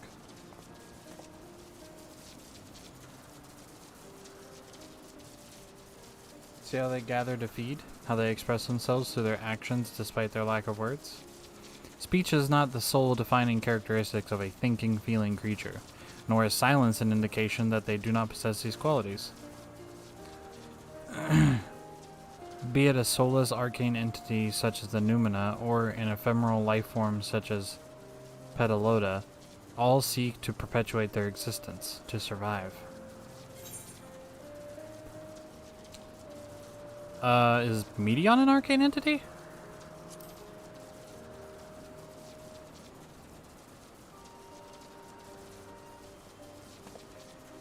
Good question. I can answer it from a theoretical standpoint, but it ultimately falls to the Bureau of the Architect to pass judgment.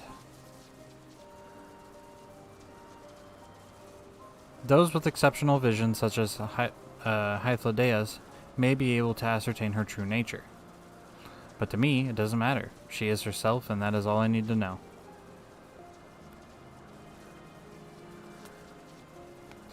Oh, you finished already? I'm sorry, I was in the way. Not to worry, my dear. They missed nothing of note. And we still have plenty of work for them to observe. Next we head east to the Morning Dew. I need to speak with some observers there.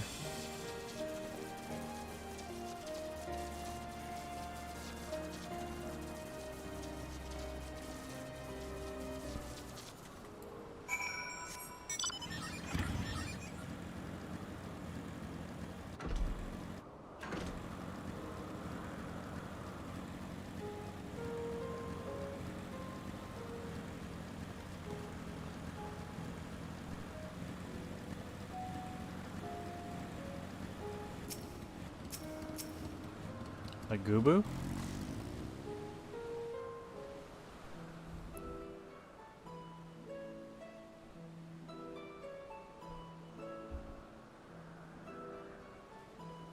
Amazing, is it not?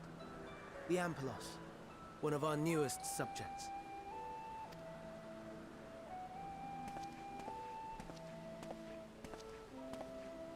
So, how are we coming along?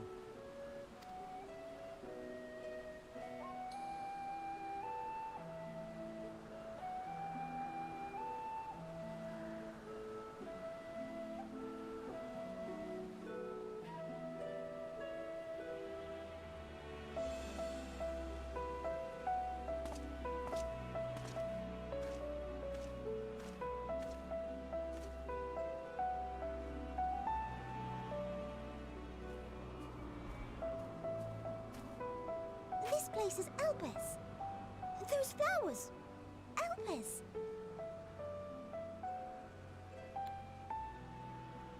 No, I'm not really getting to the grind. I mean, maybe?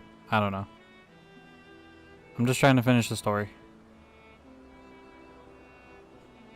Not saying that I'm, like, running through it, but I'm enjoying it.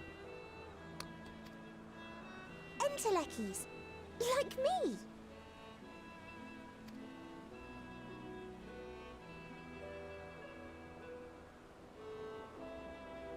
They are a product of Elpis, and so named for their birthplace. A happy accident, born of the hands of a former researcher who loved beautiful blossoms. Unique for how they change color, to reflect the emotional state of those nearby. Though be it here or elsewhere, they are seldom seen in any hue save purest white. Reflect the emotional state, you say? By what means do they achieve this? In creation, there exists an energy wholly apart from ether, one driven by emotions. In like manner to how we manipulate ether, this flower is subject to the influence of said energy.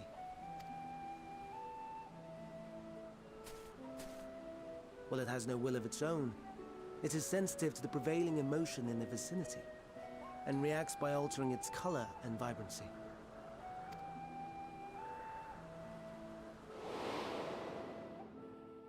Akasha?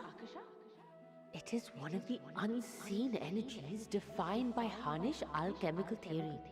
Though a gross oversimplification, some describe it as an essence influenced by feeling.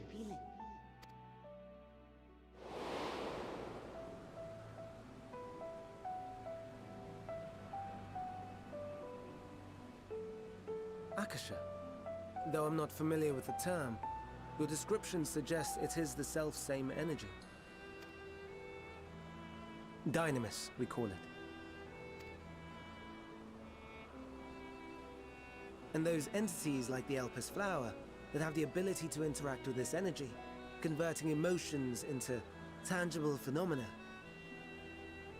are Entelekis. That's me! That's me! An Enteleki! That you are, my dear. And no ordinary one at that. but the first possessed of free will. Wait. A form of energy other than ether? Dynamis? I've never heard of such a thing.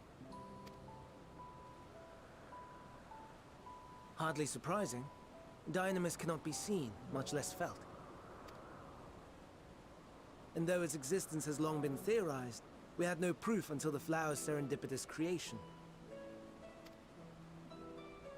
What's more, Dynamis is far weaker than ether. Under normal circumstances, its effects are drowned out by the latter, on account of which, beings comprised of and reliant upon the ether, like you and I, are unable to make practical use of Dynamis. 'Tis a truly esoteric thing, known to but a select few scholars. Intriguing. Then, given the limitations you described, why create Meteon?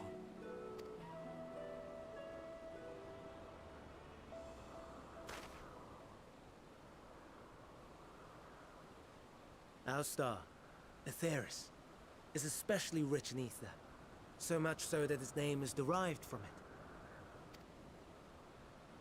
However, when we consider all energy in existence here and in the vast space beyond, Dynamis may account for as much as 68.3%. The more abundant form by far. Were we able to control it, we could open the door to limitless possibilities. 'Tis not unlike a gently flowing stream, unable to break through the dam of ether barring its path. But if we could imbue the stream with the vigor of a raging river...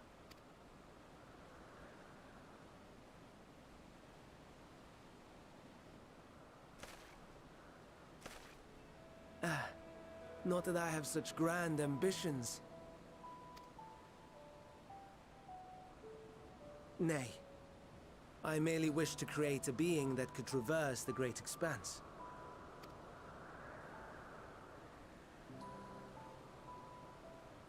The relative scarcity of ether beyond the bounds of this star was a concern. And so, I looked to another source of energy by necessity.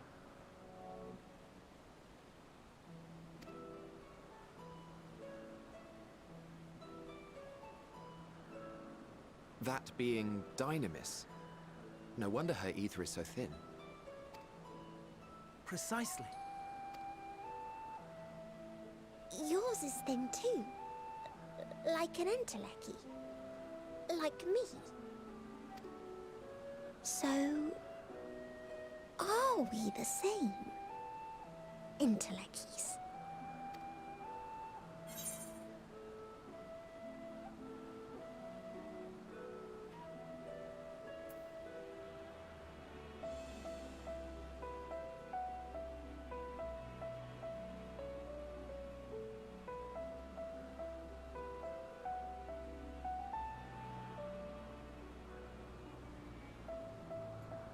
So it sounds super cheesy to pick the middle answer, which is what I'm going to pick. But it's completely true, and it makes a lot of sense now. The fact that I've literally just, power of friendship and literally became super powerful, it makes a lot of sense whenever you break it down scientifically like they did. So that's pretty cool.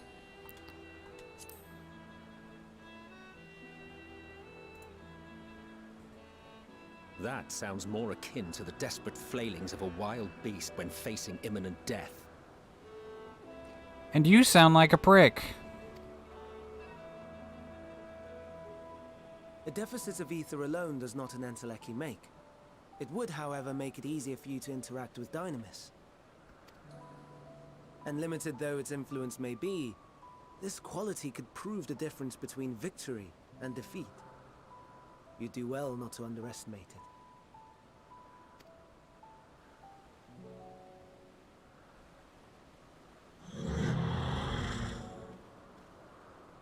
Oh dear. I'd forgotten about the poor fella. You must excuse me a moment while I go and verify a few more things.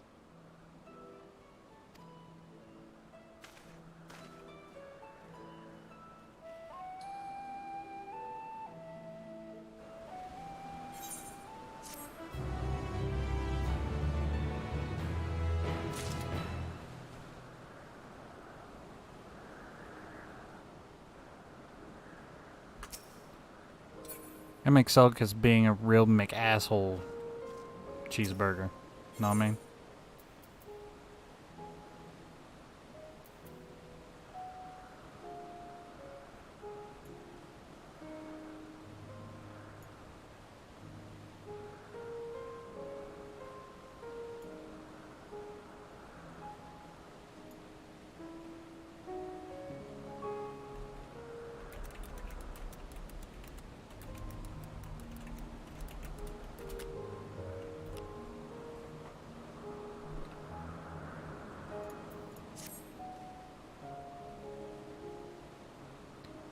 Not that I or anyone else would make use of this even if we knew. 8:45. Oh, okay, I gotta get off soon because I have a baby appointment. But it irks me to discover that they're an entirely different form of energy and no one told me. That personal annoyance aside, Hermes' knowledge is undeniably impressive, given that there are none among the 14 who specialize in the Celestial. He would be a welcome addition. Assuming he could be persuaded to join, that is. I still can't understand his hesitation.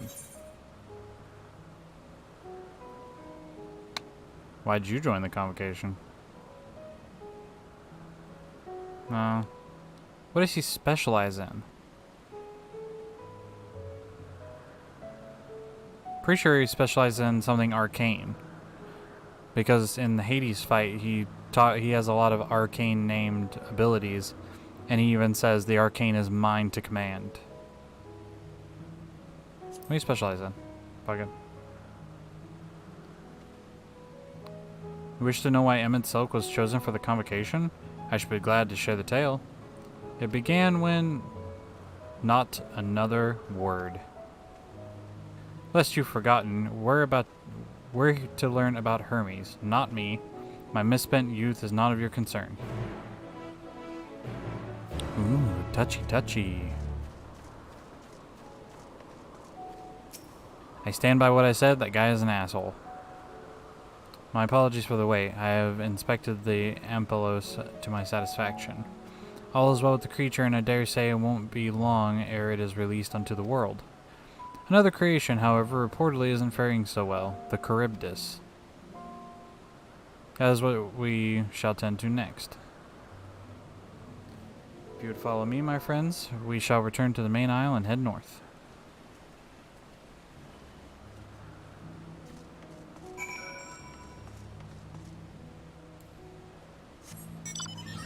Ring,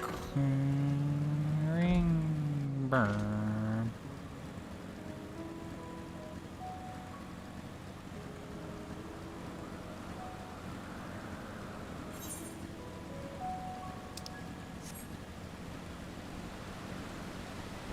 Really? These things exist, though.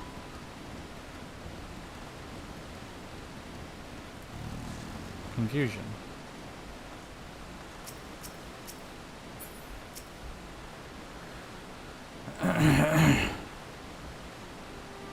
Wonder what happened there.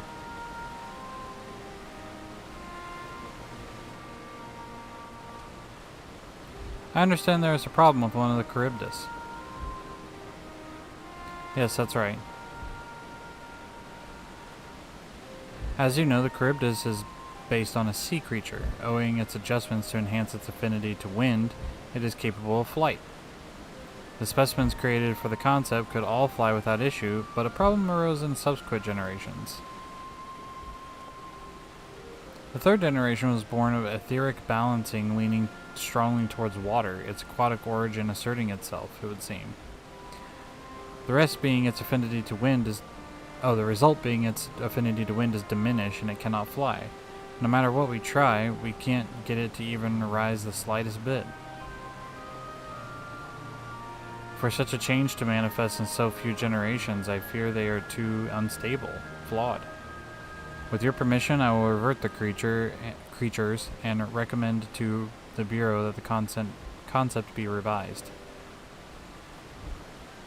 With its etherical balancing leaning toward water, the Charybdis would indeed struggle to manipulate wind. Yet it is too early to conclude that it cannot fly. Having failed at first, it may simply have developed a fear. I shall transform and fly with it, helping it to manipulate wind until it finds its wings. What? You didn't go to such lengths.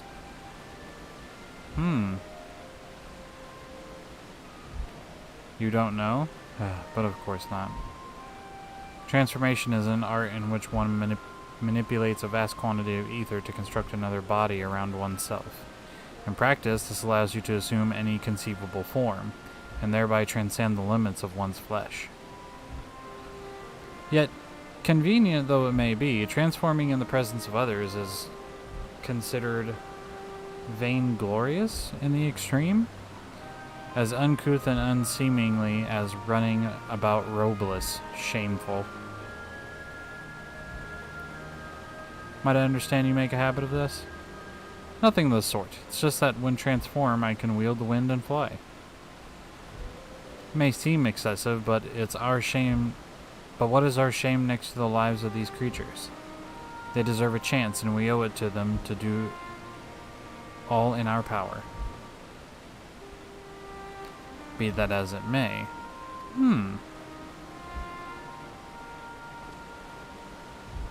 Yes, I believe I have a solution, Emmett Selk. May I trouble you to move that Charybdis away from its fellows, somewhere out of sight?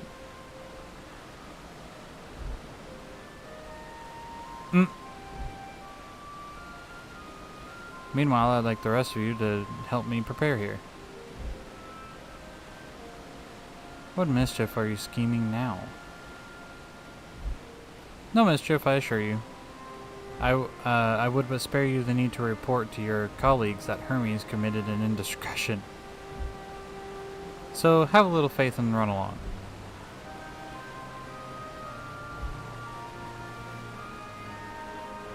I trust you don't mind.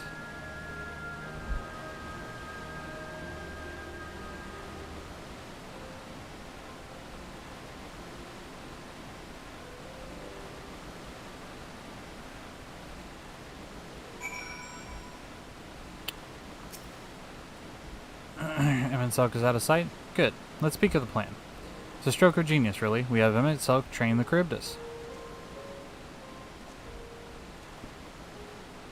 Aside from being able to fly untransformed, he can readily see ether currents. And with his adept spellcraft, he can employ suitable wind magics to guide the creature along. While he is indeed capable of all you described, it is not his duty. I am loath to trouble him with it. Don't be, as I mentioned.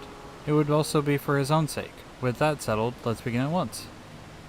Hero, I want you to go to Emmett Selk. Tell him when you have a favor to ask. He'll be disinclined to cooperate at first, but you mustn't be discouraged. With our friend, the trick is to be unflaggingly persistent. Off you go now, and good luck. Say I have a favor to ask.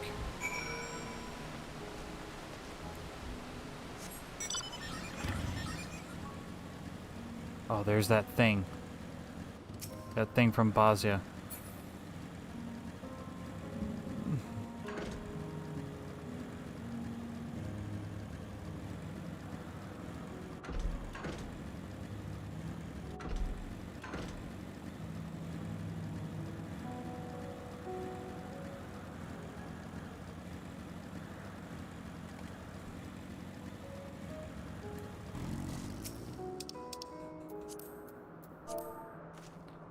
I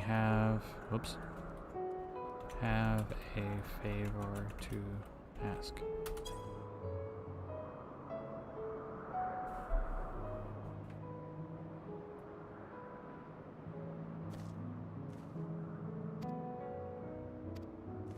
I did though.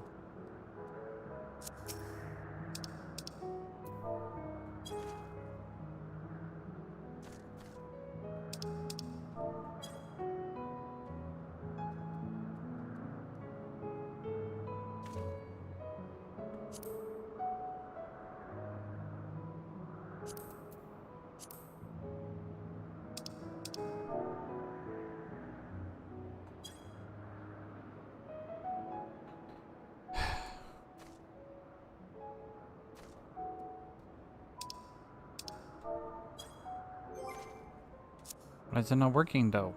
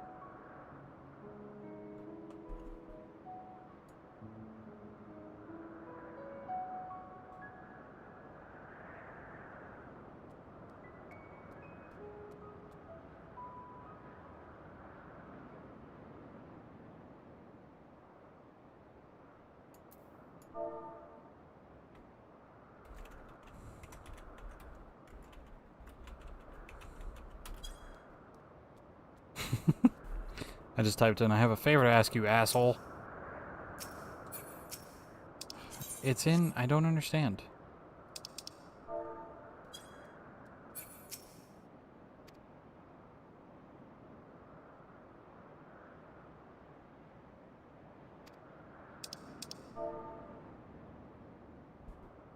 Do I have to put quotes around it?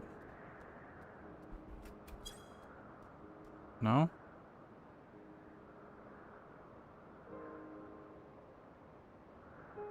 Is it because I didn't capitalize I?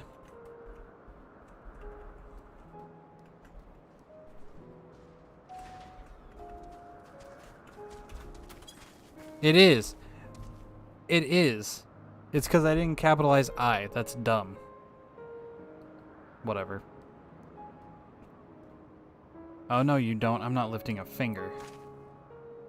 I don't know what Hythlodeus is up to. And I'm not made to know. I refuse. If Hythlodeus is to be believed, relentless insistence. Say, please, Emmett Selk. Fucking damn it. Please. Emmett Selk.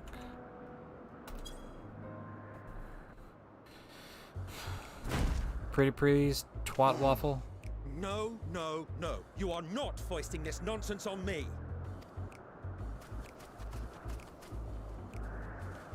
I'm given to understand you have the power to help the Charybdis, and should be quite willing to do so. And so I appeal to your better nature, most benevolent Emmett Selk. Please teach her to fly. Or else Hermes will transform. Right now. Now, there's no need to go quite that far. Altruism is its own reward, as I'm sure he would agree. Oh, would he now? And who contrived to put me in this position, pray tell? Nothing so devious. I merely suggested a possible course of action.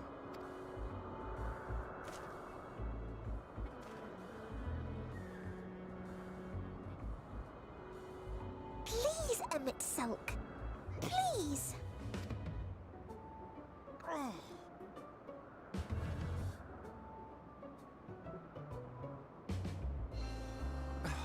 I did not come all this way to play nursemaid to your creations. I'd thank you to remember this favor and let it be the last.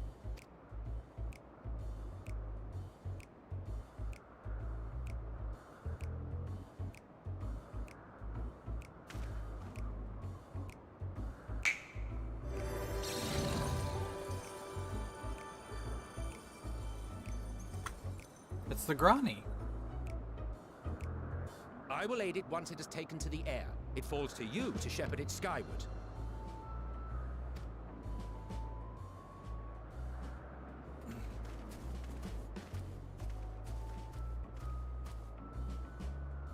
Well, let's relax and enjoy the spectacle, shall we?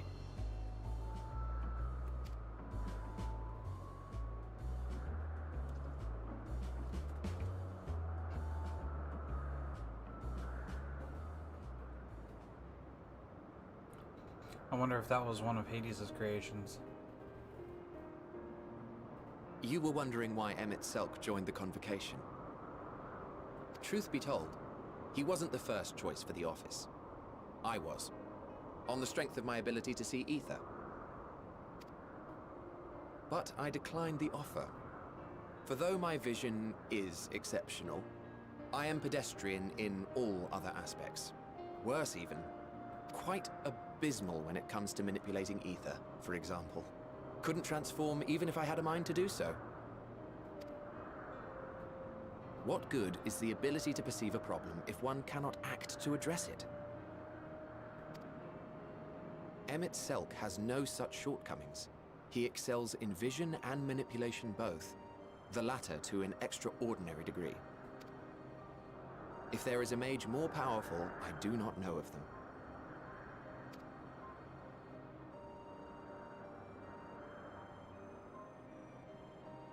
Thus did I recommend him for the office in my stead. And I wasn't the only one. Far from it. Countless others vouched for his skill and character. People the world over, to whom he had previously lent a helping hand. Oh, how surprised he was. Claimed he hadn't done anything remarkable for anyone. Modest to a fault. He deserved every bit of acclaim he received. Yet he may well have gone unappreciated were it not for a mutual friend. A singular soul who can't help but involve himself in the business of others. Where he walks, excitement is certain to follow. His antics irritate Emmett Selk to no end. But much of his grumbling stems from genuine concern. When our friend calls, he never fails to answer and lend his talents. And in the course of doing so, he himself came to be recognized and respected by those around him. They are truly remarkable individuals, and I'm proud to call them friends.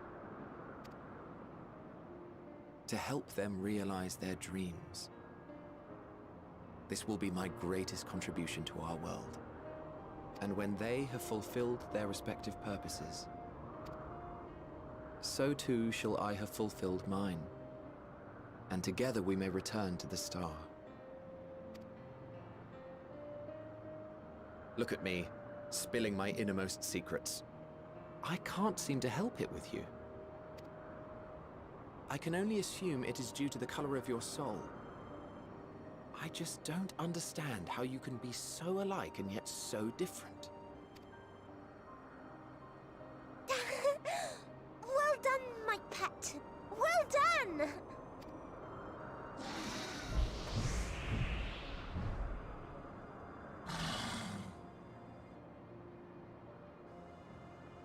Ah, yes. I dare say the Charybdis will be fine here on. Why don't you go and signal to Emmett Selk? Let him know that his arduous task is at an end.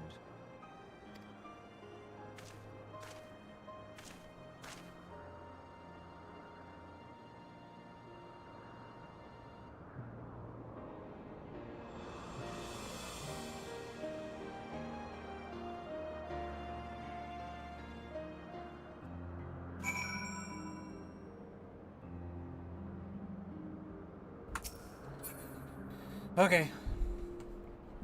I have to get off of here. I have another baby appointment to go to. But I'll be back on later. I'll probably eat some food and then try and be back on in the afternoon. Probably not my normal time at 5 o'clock, because technically it's my day off. So I'm just getting on and streaming because I'm trying to get the story done, and I swore that if I played this game at all in Endwalker, that it's going to be streamed. So, thanks for everybody who came out, and I'll see you around. Bye.